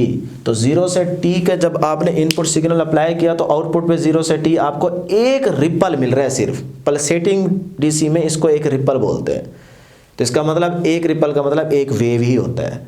तो इनपुट में भी एक वेव, आउटपुट में भी एक वेव, तो फ्रीक्वेंसी क्या रहेगी, सेम, उधर भी एक उधर भी एक। तो इसलिए आउटपुट फ्रीक्वेंसी इनपुट फ्रीक्वेंसी का क्या रहेगी, इक्वल रहेगी हाफ वेव रेक्टिफिकेशन में।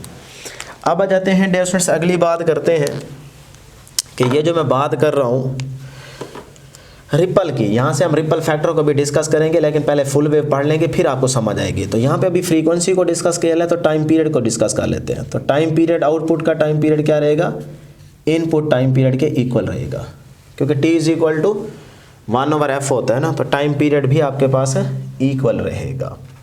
अब बात करते हैं यहाँ पे RMS वोल्टेज की। देखिए ना आपको वोल्टेज मिल रही है ना, तो अगर इसकी आपको RMS वैल्यू चाहिए हो हाफ वेव रेक्टिफिकेशन में, तो फिर डियर स्टूडेंट्स याद रखिएगा VRMS आपके पास जो होगी इसमें वो होगी V0 डिवाइड बाई 2। याद रखें अल्टरनेटिंग करंट चैप्टर नंबर 16 में जो आपने RMS वैल्यू पढ़ी थी वो थी V0 डिवाइड बाई √2, लेकिन हाफ वेव रेक्टिफिकेशन में अंडर रूट खत्म हो जाएगा, V0/2 रहेगा, इसको याद रख ले। अब ये आती कैसे है वैल्यू, देखिए उसकी आपके पास एक सिंपल, वैसे तो इसका मैथमेटिकल प्रूफ थोड़ा लेंथी हो जाएगा, लेकिन हम यहाँ पे थोड़ी सी इक्वेशन आपको बता देते हैं कि ये एक साइकिल की बात हुई है ना, तो एक साइकिल में देखें यहाँ तक ये आउटपुट मिली है, तो इसमें ये वाली जगह क्या है, मैक्सिमम V0, मैक्सिमम वैल्यू है ना वोल्टेज की।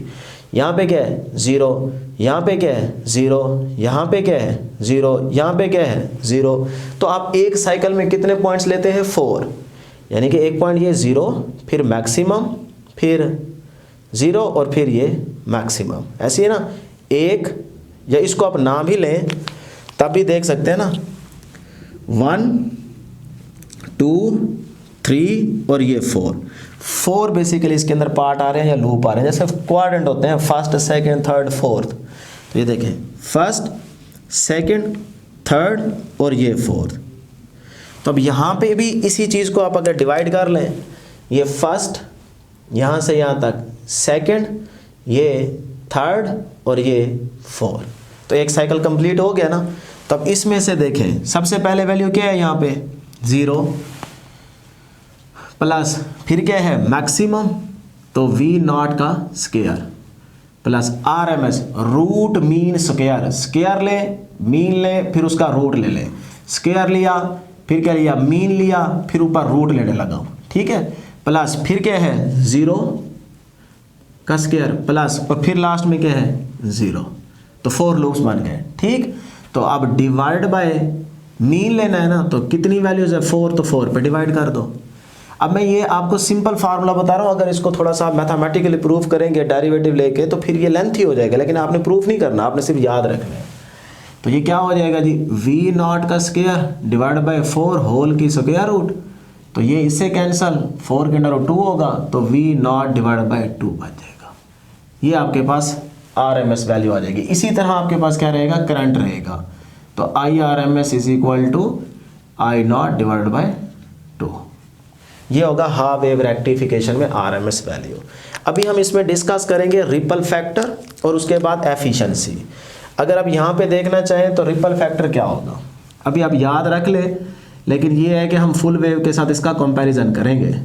रिपल फैक्टर, तो डियर स्टूडेंट्स रिपल फैक्टर रहेगा हाफ वेव रेक्टिफिकेशन में वैल्यू कभी कभी आ जाती है 1.2। ठीक है, तो हाफ वेव रेक्टिफिकेशन में फुल वेव रेक्टिफिकेशन के कंपैरेटिवली रिपल फैक्टर क्या होता है, ज़्यादा होता है। क्या होता है, ज़्यादा। जब आप फुल वेव के साथ कंपैरिजन करेंगे उसके पॉइंट ऑफ व्यू से बात कर रहा हूँ। अभी हम फुल वेव को यहाँ पे बनाएंगे तो आपको पता चल जाएगा। तो अब रिपल फैक्टर बेसिकली है क्या भला, देखें ना, यहाँ तक ये ऐसे जाना चाहिए था, यानी कि ये वाला लूप आपको मिलना चाहिए था, ये नहीं मिला। तो ये सारी डिस्टॉर्शन आ रही है ना, बेसिकली किसी चीज़ की कमी आ रही है, तो ये मिलना चाहिए था। तो मैं आसान भाषा में कह सकता हूँ ये जो आपको कमी मिली है ना, यहाँ पे गड़बड़ हुई है, यही आपका रिपल फैक्टर कहलाता है। यहाँ पे भी है और थोड़ा सा यहाँ पे भी है। तो ये जो मैं शेड कर रहा हूँ ना एरिया, ये सारा ये, तो इधर देखें कमी बहुत ज़्यादा है, यानी कि हमें मिलनी चाहिए थी, आउटपुट नहीं मिले। फुल वेव में मिलेगी तो फुल वेव में रिपल फैक्टर क्या होता है, कम, और यहाँ पे रिपल फैक्टर क्या होता है, ज़्यादा। तो अब डियर स्टूडेंट्स हम बात करते हैं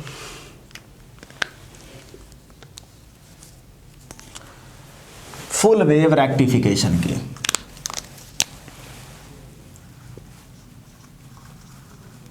फुल वेव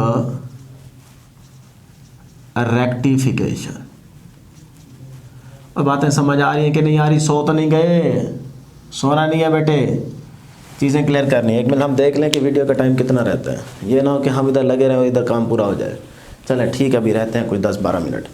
तो अब आ जाइए फुल वेव रेक्टिफिकेशन। याद रखें फुल वेव रेक्टिफिकेशन को ब्रिज रेक्टिफायर का भी नाम देते हैं, ब्रिज रेक्टिफायर।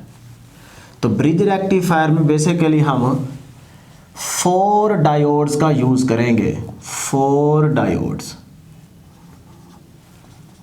को यूज़ करेंगे। ठीक है ना, 4 डायोड्स का यूज़ करेंगे ब्रिज रेक्टिफिकेशन में। तो डियर स्टूडेंट्स की सबसे पहले सर्किट डायग्राम,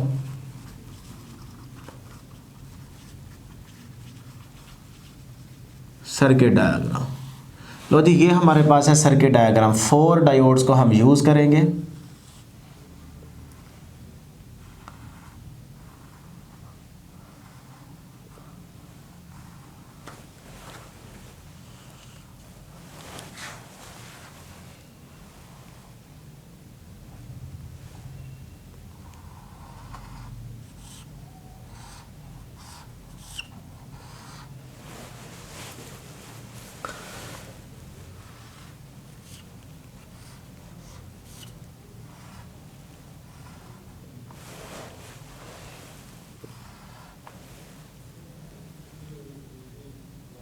चलें, अगर कोई थोड़ी बहुत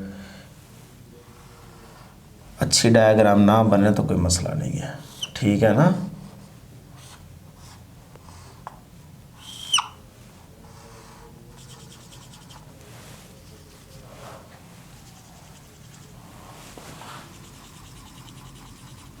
ये बन गए जी हमारे पास 4 डायोड्स।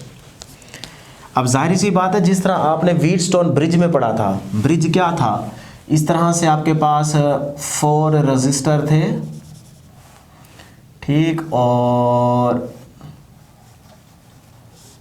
इस टाइम ये ब्रिज नहीं है बल्कि इन 4 रेजिस्टेंस के बिटवीन यहाँ पे एक और रेजिस्टेंस, या फिर आप उसको गिल्वेनोमीटर भी के नाम दे रहे थे। जब वो कनेक्ट किया तो अब ये बन गया था ब्रिज। इसी तरह यहाँ पे भी देखिए ये 4 डायोड्स बन गए ना, लेकिन इन 2 पॉइंट्स के बीच में क्या होनी चाहिए, एक रेजिस्टेंस, या इन 2 पॉइंट्स के बीच में, या इन 2 पॉइंट्स के बीच में। तो यहाँ पे हम क्या लगाएंगे, एक रेजिस्टेंस लगाएंगे, तो फिर ये बन जाएगा ब्रिज।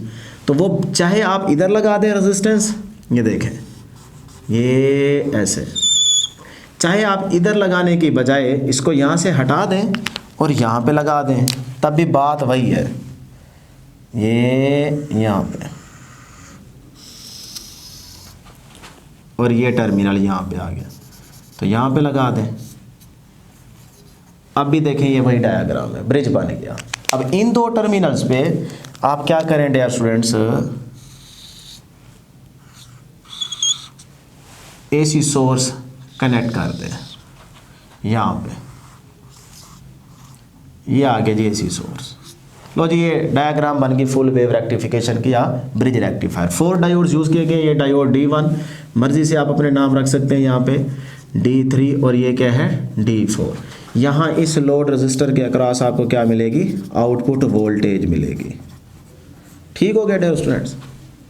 अब होगा क्या, जैसे ही आप इनपुट सिग्नल यहाँ पे अप्लाई करेंगे, यहाँ पे हम क्या करते हैं, इनपुट सिग्नल अप्लाई करते हैं। पहले पॉजिटिव हाफ साइकिल की बात करेंगे। तो जब पॉजिटिव हाफ साइकिल की बात करेंगे, पॉजिटिव हाफ साइकिल, तो फिर कौन से डायोड फॉरवर्ड बायस मोड पे रहेंगे और कौन से डायोड रिवर्स बायस मोड में रहेंगे, और आपको आउटपुट मिलेगी कि नहीं मिलेगी, ये बात डिस्कस करते हैं। तो डायोड चलें पहले कर लेते हैं। टाइम की बात करते हैं तो पॉजिटिव हाफ साइकिल, यानी कि पॉजिटिव हाफ साइकिल अप्लाई करेंगे, ये टर्मिनल क्या हो जाएगा, पॉजिटिव, और ये टर्मिनल नेगेटिव। तो 0 से T/2 की बात करने लगे हैं। ठीक, तो देखते हैं तब कौन से डायोड कंडक्ट करते हैं और कौन से नहीं करते।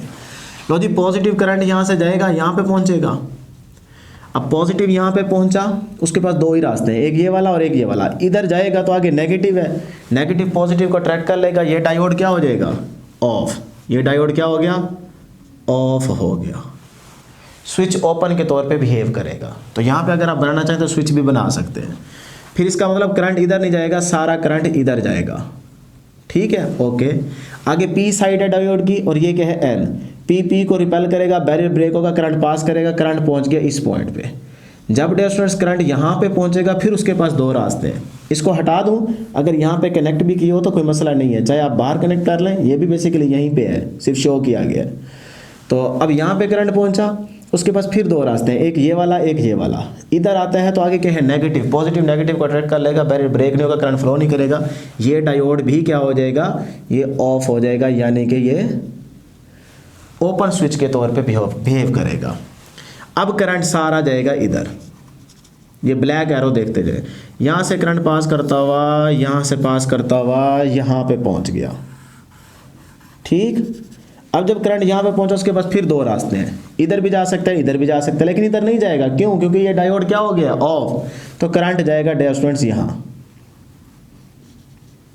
ठीक, अब यहाँ की पी साइड है, पॉजिटिव पॉजिटिव को रिपेल करेगा, बैरियर ब्रेक होगा, करंट यहाँ से पास होता हुआ यहाँ पे पहुँच गया। अब फिर दो रास्ते हैं, या तो इधर जाएगा या फिर इधर जाएगा। इधर जा नहीं सकता क्योंकि डायोड क्या हो चुका है, ऑफ। तो करंट सारा इधर से यहाँ पहुँच गया। देखिए पॉजिटिव से निकले थे, नेगेटिव पे पहुँच गए, लूप कंप्लीट हो गया। तो ड्यूरिंग पॉजिटिव हाफ साइकिल हमने देखा दो डायोड कंडक्ट कर रहे हैं, एक D1 और एक D2। तो ये फॉरवर्ड बायस मोड पे काम कर रहे हैं ना, तो डायोड D1 और D2 जो है ये फॉरवर्ड बायस्ड मोड पे है। तो इसका मतलब लोड रेजिस्टेंस के अक्रॉस आपको आउटपुट मिलेगी। तो जब आपने पॉजिटिव हाफ साइकिल अप्लाई किया तो आपको डियर स्टूडेंट्स आउटपुट मिलेगी। तो यहाँ पे हम बना लेते हैं, ये हमारे पास क्या है जी, इनपुट सिग्नल,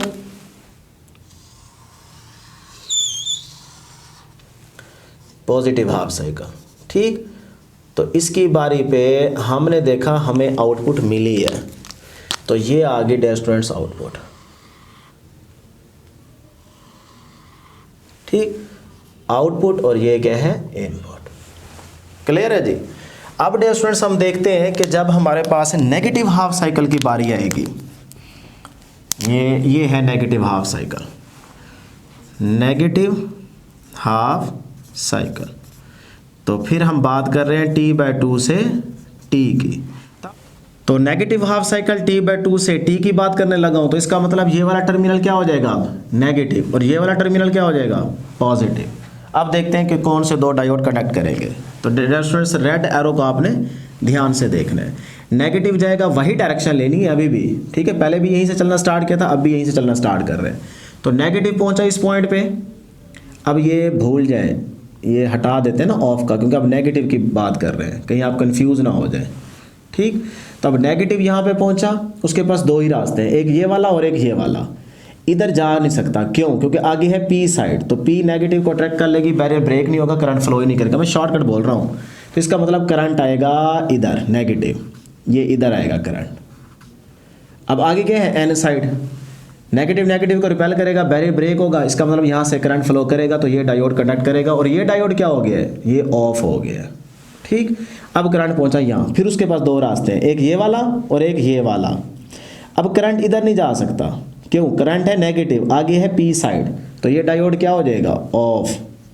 तो करंट आएगा यहाँ ऐसे इधर। ठीक है, यहाँ से तो फिर यहाँ से फ्लो करता हुआ यहाँ पे पहुँचा। अब फिर उसके पास दो रास्ते हैं,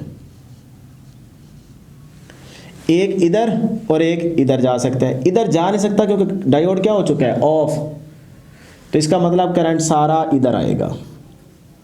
अब इधर आएगा, आगे नेगेटिव है, नेगेटिव नेगेटिव को रिपेल करेगा, बैरियर ब्रेक होगा, करंट फ्लो करेगा। इसका मतलब करंट ये फ्लो करता हुआ यहाँ पहुँच गया। अब उसके पास फिर दो रास्ते हैं, एक इधर जा सकता है और एक इधर जा सकता है। इधर जाएगा नहीं क्योंकि डायोड ऑफ हो चुका है पहले से ही, तो करंट सारा इधर से फ्लो करता हुआ इधर पहुँच जाएगा। तो हम यहाँ से चले थे, दूसरे एंड पे पहुँच गए, तो लूप क्या हो गया, कंप्लीट। तो नेगेटिव हाफ साइकिल की बारी पे हमने देखा कि दो डायोड कंडक्ट करते हैं, एक D3 और दूसरा D4। तो ये डायोड भी फॉरवर्ड बाइस मोड में है और ये भी फॉरवर्ड बाइस मोड में है। तो इसका मतलब D3 और D4 जो है ये आपके पास क्या है, फॉरवर्ड बाइस्ड मोड में। तो ये कंडक्ट करेंगे और आपको आउटपुट मिलेगी। तो इसका मतलब यहाँ पे हमें आउटपुट इस नेगेटिव की बारी पे भी मिलेगी। ये ठीक हो गया। तो ये इस तरह से आउटपुट में। अब आगे और साइकिल आप अप्लाई करेंगे तो पॉजिटिव की बारी पे भी आपको आउटपुट मिलेगी और नेगेटिव की बारी पे भी आपको आउटपुट मिलेगी। तो इसमें देख सकते हैं आपके पास फुल रेक्टिफिकेशन हो रही है। ठीक है डियर स्टूडेंट्स। तो अब हम यहाँ पे थोड़ा सा कंपैरिजन कर लेंगे। अच्छा, एक चीज़ और याद रखें, कंपैरिजन भी करते हैं। चलें पहले कंपैरिजन कर लें फिर देख लेते हैं। तो यहाँ पे देखें कि आउटपुट फ्रीक्वेंसी, तो आउटपुट फ्रीक्वेंसी जो है वो इनपुट फ्रीक्वेंसी का क्या होगी फुल वेव रेक्टिफिकेशन में। हाफ वेव में तो आपको समझा दी थी ना बात। अब वही तरीका अगर आपको याद है रिपल वाला, तो अब वहाँ पे ज़रा गौर करें। एक साइकिल की अगर हम बात करें 0 से t की, तो यहाँ पे भी 0 और यहाँ पे क्या है t। तो उसमें देखें एक साइकिल का मतलब एक वेव, और इधर देखें ये भी रिपल, ये भी रिपल और ये भी रिपल। तो मैंने बोला था पल्सेटिंग डीसी में जो रिपल होता है ये एक वेव के इक्वल ही होता है। तो इधर देखें 0 से t में एक वेव और इधर देखें 0 से t में दो रिपल आ रहे हैं, तो इसका मतलब दो वेव। तो फ्रीक्वेंसी क्या होगी, आउटपुट फ्रीक्वेंसी इनपुट का डबल हो गई। तो मैं फिर लिख सकता हूँ कि आउटपुट फ्रीक्वेंसी जो है वो इनपुट फ्रीक्वेंसी का डबल हो जाती है फुल वेव रेक्टिफिकेशन में। और अगर हम टाइम पीरियड की बात करें तो टाइम पीरियड डियर स्टूडेंट्स क्या होता है, t जो होता है वो फ्रीक्वेंसी के साथ इन्वर्स रिलेशन बनाता है ना, t = 1/f, यही होता है ना। तो अब देखें टाइम पीरियड जो है वो हाफ हो जाएगा इनपुट का, अगर वो डबल है तो वो हाफ हो जाएगा। सही। तो अब डियर स्टूडेंट्स हम बात करते हैं, यहाँ पे हमने बात की थी RMS की। तो फुल वेव रेक्टिफिकेशन में RMS वैल्यू जो है वो आपके पास रहेगी V0/√2। इसमें आपने √2 ही लिखना है जो आपके पास चैप्टर 16 में ही थी। अब वो कैसे देखें, इधर भी आपके पास क्या है V0, इधर भी क्या आ रही है V0। तो आप सेम यही फार्मूला यूज़ करें, यही फार्मूला यूज़ करेंगे तो आपके पास देखें क्या आती है। ये शॉर्टकट फार्मूला है, अदरवाइज इसका मैथमेटिकल प्रूफ थोड़ा लेंथी है। तो पहले क्या आ जाएगा यहाँ पे 0 प्लस V0 का स्क्वायर, फिर उसका V0 का स्क्वायर और फिर प्लस 0। ठीक। तो डिवाइड बाय 4। तो अब डियर स्टूडेंट्स यहाँ पे देख लें आप सॉरी, तो 2 V0 square divide by 4 whole की square root mean square value लेने लगा हूँ ना। तो 2 to the 4 2 रह जाएगा नीचे, तो V0 का स्क्वायर डिवाइड बाय 2 होल की स्क्वायर रूट। तो अब देखें स्क्वायर रूट से कैंसल, लेकिन 2 के ऊपर स्क्वायर रूट रहेगी, तो ये बन जाएगा V0 डिवाइड बाय √2। तो इस तरह फुल वेव रेक्टिफिकेशन में RMS वैल्यू ये रहेगी। इसी तरह फिर आप करंट के लिए अगर बात करना चाहते हैं तो फिर करंट के लिए IRMS = I0 डिवाइड बाय √2, ये फार्मूला रहेगा। इस तरह आप बात करेंगे। अब हम बात करते हैं रिपल फैक्टर। तो इसमें ज़रा देखें, इसमें रिपल फैक्टर उससे क्या आ रहा है, कम आ रहा है। देखें ना, ये जो मैं एरिया शेड करता हूँ यहाँ तक, ये आपके पास डिस्टॉर्शन है बेसिकली, ये मिलना चाहिए था नहीं मिला पोर्शन, और यहाँ से ये पोर्शन है। यानी कि इसमें देखें हमें जो वहाँ पे मिसिंग था आउटपुट, यहाँ पे वो मिली है, तो यहाँ पे देखें रिपल फैक्टर क्या आ रहा है, कम आ रहा है। ये जो कमी रह गई है ये हमें मिलनी चाहिए थी ना, यहाँ पे रिपल फैक्टर ज़्यादा है। वहाँ पे वैल्यू हमने याद रखी थी कितनी, 1.2, तो मैंने कहाँ पे लिखी है, हाँ यहाँ लिखी हुई है 1.2। तो 1.2, तो इसमें अगर पूछी जाए फुल वेव में, तो यहाँ पे आपके पास वैल्यू होती है रिपल फैक्टर, ये होती है 0.48। ठीक, इस तरह से आप बात करेंगे।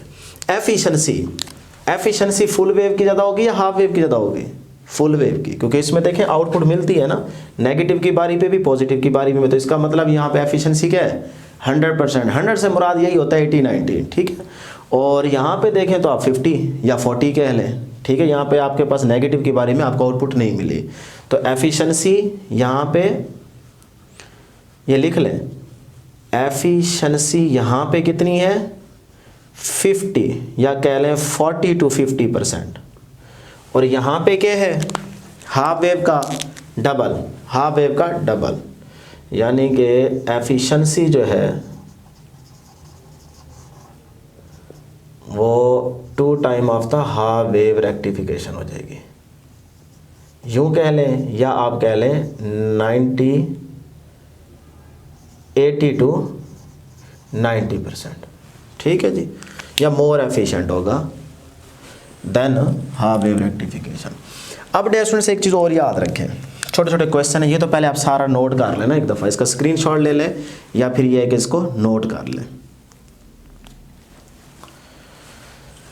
अब डियर स्टूडेंट्स क्वेश्चन ये होता है कि अगर ये डायोड्स पे गौर करें ना, तो इन डायोड्स को ऑन होने के लिए कितना पोटेंशियल चाहिए, मैक्सिमम 3 वोल्ट, क्योंकि आपने एलईडी में याद रखा था 3 वोल्ट, तो इससे ज़्यादा दे तो ये तो जल जाएंगी ना। यहाँ पे आपने अप्लाई कर रखा है एसी सोर्स, तो ये तो काम ख़राब नहीं हो जाएगा। एसी सोर्स मतलब 220 का वोल्टेज आप अप्लाई कर ही खड़े हैं, और उधर से डायोड कह रहे हैं जी फॉरवर्ड बायस आउटपुट मिल रही है, सारी बातें कर रहे हैं ना। तो डियर स्टूडेंट्स यहाँ पे ना आपको सिर्फ समझाने के लिए एसी सोर्स कनेक्ट किया गया। अगर आप फेडरल की बुक में देखेंगे तो यहाँ पे बेसिकली ट्रांसफार्मर यूज़ किया गया है, ठीक है ना। तो इन चीज़ों को आपने यहाँ पे याद करना है थोड़ा सा।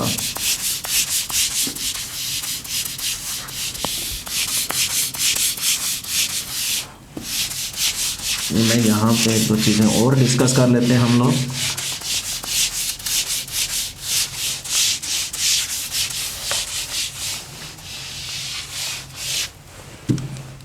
तो यहाँ पे इस एसी सोर्स की जगह हम क्या करते हैं, अगर फेडरल की बुक में देखेंगे तो इस तरह का ट्रांसफार्मर यूज़ किया गया, जिसमें एक क्या है प्राइमरी कॉइल और दूसरी क्या है सेकेंडरी कॉइल। ये क्या है आयरन कोर, तो ये प्राइमरी कॉइल और ये क्या है सेकेंडरी कॉइल।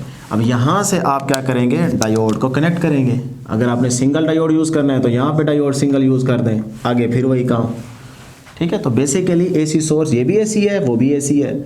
तो असल में हम क्या करते हैं यहाँ पे प्रैक्टिकली ट्रांसफार्मर यूज़ करते हैं। अब फिर सवाल आ जाता है सर वो भी 220, ट्रांसफार्मर से भी हमारे घरों में 220 आ रहा है, लेकिन याद रहे ये कौन सा ट्रांसफार्मर हम यहाँ पे यूज़ करते हैं, स्टेप डाउन,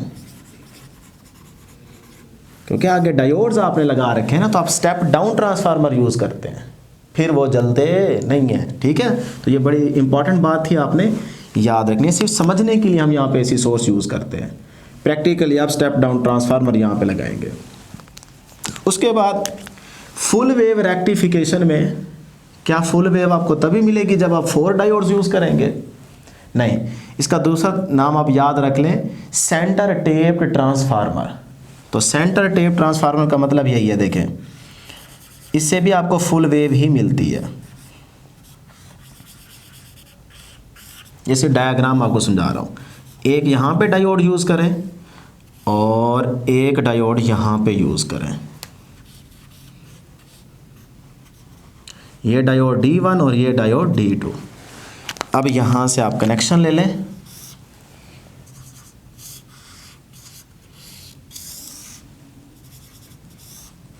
ये लोड रेजिस्टेंस और यहाँ पे आउटपुट,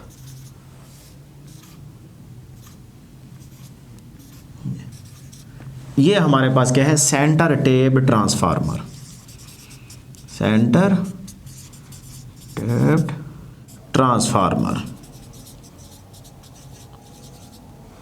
ठीक है जी, तो ये है सेंटर टेप ट्रांसफार्मर। तो इससे भी आपको फुल वेव ही मिलती है, तो फुल वेव रेक्टिफिकेशन के लिए आप सेंटर टेप ट्रांसफार्मर भी यूज़ कर सकते हैं।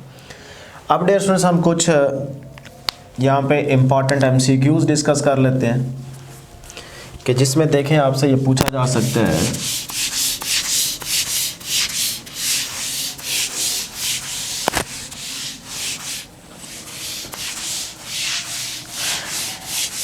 इसको तो हम रेज कर लेना पहले सारे को, थक गए। तो अगर डियर स्टूडेंट्स ये आपके पास सर्किट डायग्राम आ जाए, इतने में अजान भी हो जाए और मैं यहाँ पे डायग्राम बना लेता हूँ या स्टेटमेंट लिख लेता हूँ।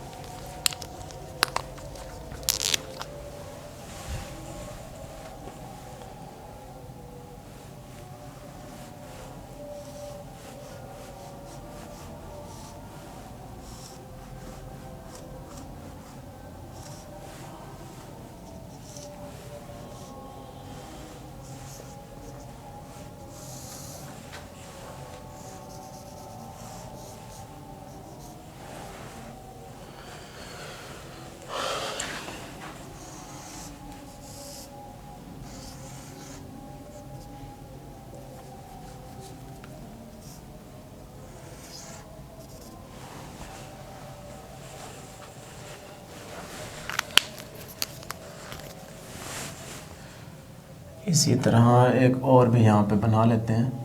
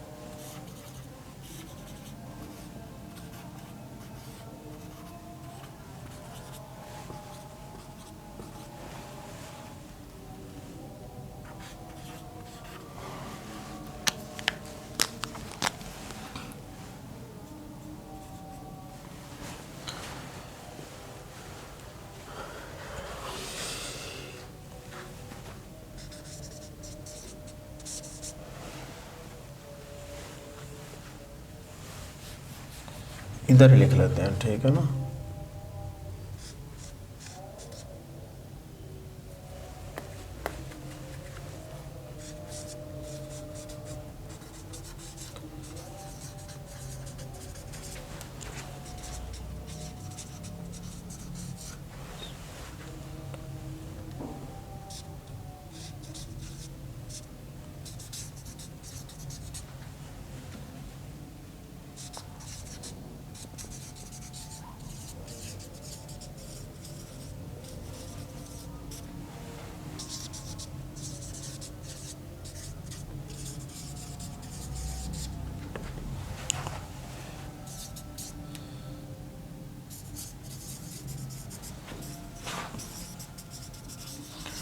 बीटा ऑप्शन आगे जी इनवर्स वोल्टेज,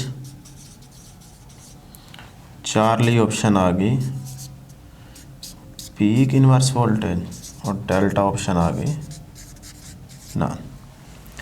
लो जी अब हम थोड़ा सा इसको देखते हैं। सबसे पहले देखें dear students, how many diodes are used in full wave rectification.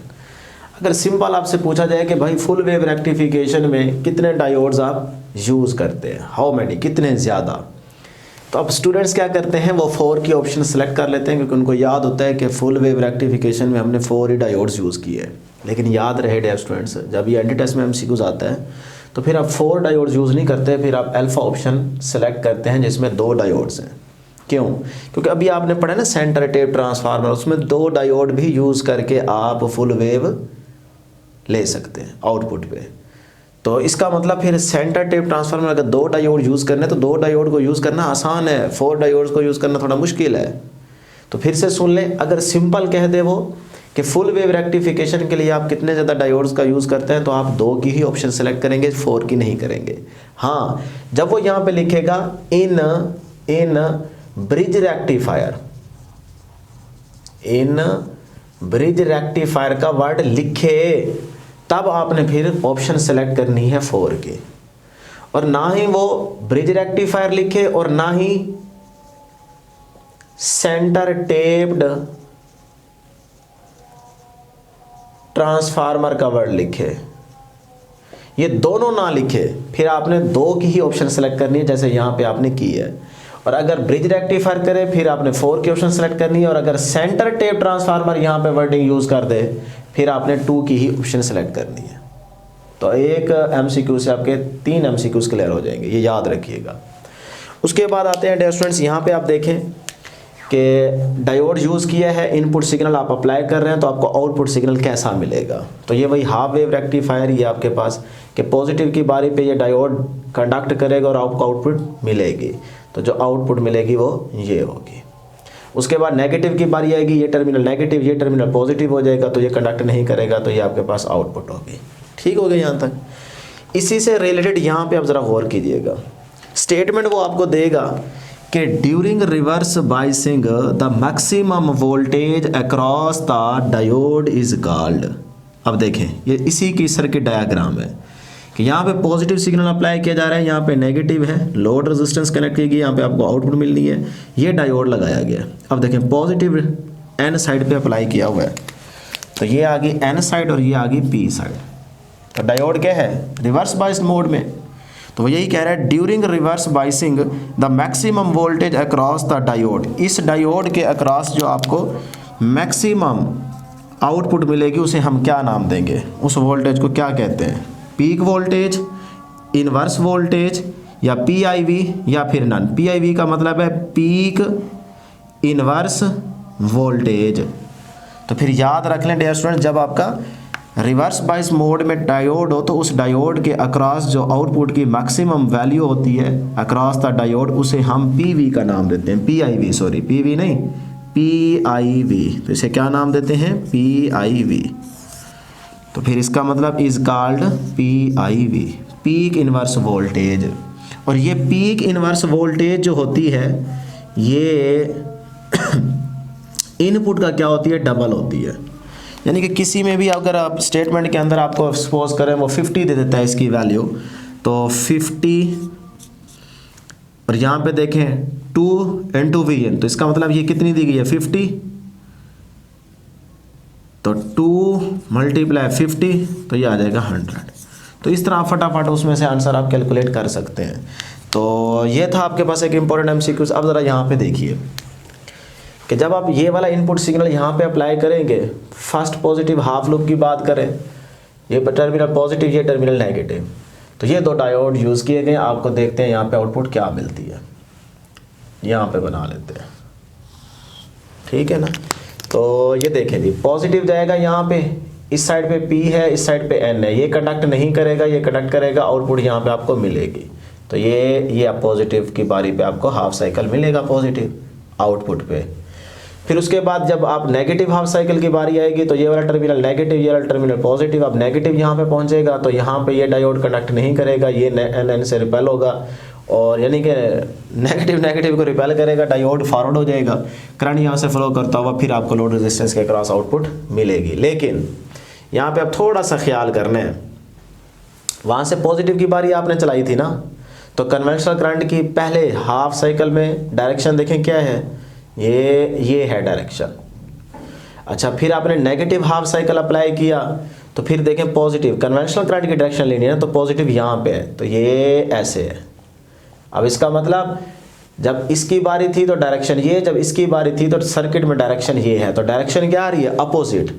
तो इसका मतलब नेगेटिव हाफ साइकिल के बारी पे आपको यहाँ पे आउटपुट पे जो सिग्नल मिलेगा वो भी क्या मिलेगा, नेगेटिव ही मिलेगा। ऐसे देख सकते हैं, डायरेक्शन क्या है, अपोजिट, तो इसीलिए ये भी आपको क्या मिलेगा, नेगेटिव मिलेगा।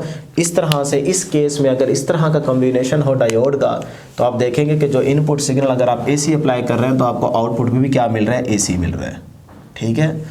अब डियर स्टूडेंट्स यहाँ पे देखते हैं कि हमारे पास अगर ये एक डायोड कनेक्ट किया गया, उसके साथ 10 वोल्ट का AC सोर्स हम कनेक्ट कर चुके हैं, लोड रेजिस्टेंस के क्रॉस वो हमसे आउटपुट वोल्टेज पूछेगा।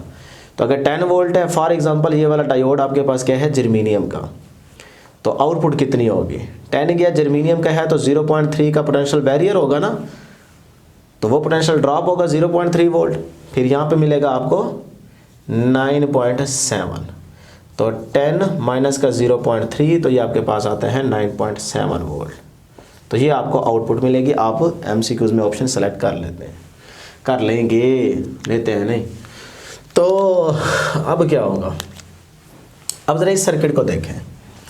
जब वो 4 डायोड को यूज़ करके देगा तो आपसे पूछेगा कि भाई ये बताएं कि इसमें आपको आउटपुट जो है, या फिर ये यूँ भी पूछ सकता है कि ये सर्किट फुल वेव रेक्टिफिकेशन का है या हाफ वेव रेक्टिफायर के लिए यूज़ हो रहा है। तो पहले आप आउटपुट निकालेंगे तभी तो आप फैसला कर पाएंगे ना कि यहाँ पे ये हमारे पास हाफ वेव रेक्टिफायर है या फुल वेव रेक्टिफायर है।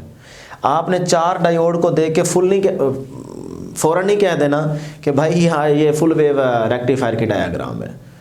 तो आपने पहले जितने मर्जी डायोड यूज़ करें, पहले आपने आउटपुट निकालनी है, फिर आपने बताना है कि वो हाफ वेव है या फुल वेव है। तो इसमें अगर आप गौर करें तो जब आप ये वाला AC सिग्नल यहाँ पे अप्लाई करेंगे तो पॉजिटिव हाफ साइकिल की बारी पे ये पॉजिटिव टर्मिनल, ये नेगेटिव टर्मिनल है ना, तो पॉजिटिव यहाँ पे पहुँचेगा, ये वाला डायोड कंडक्ट करेगा, ये वाला कंडक्ट नहीं करेगा, तो करंट यहाँ से पहुँचेगा यहाँ पे, फिर यहाँ पे देखें इधर भी जाएगा, इधर भी जाएगा, क्योंकि ये भी P साइड है ना, तो यहाँ से यहाँ पे पहुँचेगा, इधर नहीं जा सकता, फिर यहाँ से करंट पहुँचता हुआ यहाँ पहुँच जाएगा, और ये वाला यहाँ से सारा इकट्ठा हो जाएगा इस पॉइंट पे और यहाँ पे पहुँच जाएगा। तो इसका मतलब इस सिचुएशन में देख सकते हैं आप कि आपके पास डायोड 2 कंडक्ट कर रहे हैं और 2 नहीं कर रहे। अच्छा, एक चीज़ और, बल्कि यहाँ से ये देखें ना, इधर से यहाँ पे पहुँचा, ये यहाँ पे, और ये वाला करंट यहाँ से आया ना, क्योंकि इधर भी जाएगा और इधर भी जाएगा, इधर से आया यहाँ पे। अब जब यहाँ पे पहुँचा जो तो ये ऑफ हो चुका है ना, तो फिर इधर से ये भी ऑफ चुका है, हाँ ठीक है, कंडक्ट करेगा, तो ये आपके पास आ जाएगा पॉजिटिव। अब अगली बारी ये टर्मिनल नेगेटिव, ये टर्मिनल पॉजिटिव, नेगेटिव पहुंचा ये कंडक्ट नहीं करेगा, यहाँ पे आएगा नेगेटिव, यहाँ पे पहुंचा ये कंडक्ट नहीं करेगा क्योंकि P साइड है, यहाँ से निकलता हुआ यहाँ पे पहुंचेगा।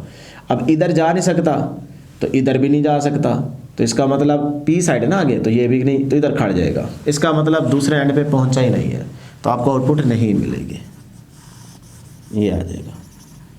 तो अब देखें आपको तो यहाँ पे क्या मिल रही है, एक लूप की बारी पे हाफ वेव मिल रही है, तो ये इसका मतलब हाफ वेव रेक्टिफायर है, ठीक है ना, हाफ वेव रेक्टिफायर। इसी तरह इन दोनों डायोड में से एक डायोड रिवर्स कर दें, या इसको कर दें उसको कर दें, तो पहले आपने चेक करना है कि आपको फुल वेव मिलती है कि नहीं मिलती। फ़ौरन ही कह देना कि ये फुल वेव रेक्टिफायर है, ठीक है। तो ये थी डियर स्टूडेंट्स हमारे पास आज की डिस्कशन। उम्मीद करते हैं कि आपको ज़रूर समझ आई होगी। आज के लिए इतना ही। दुआओं में ज़रूर याद रखिएगा। अल्लाह हाफिज़।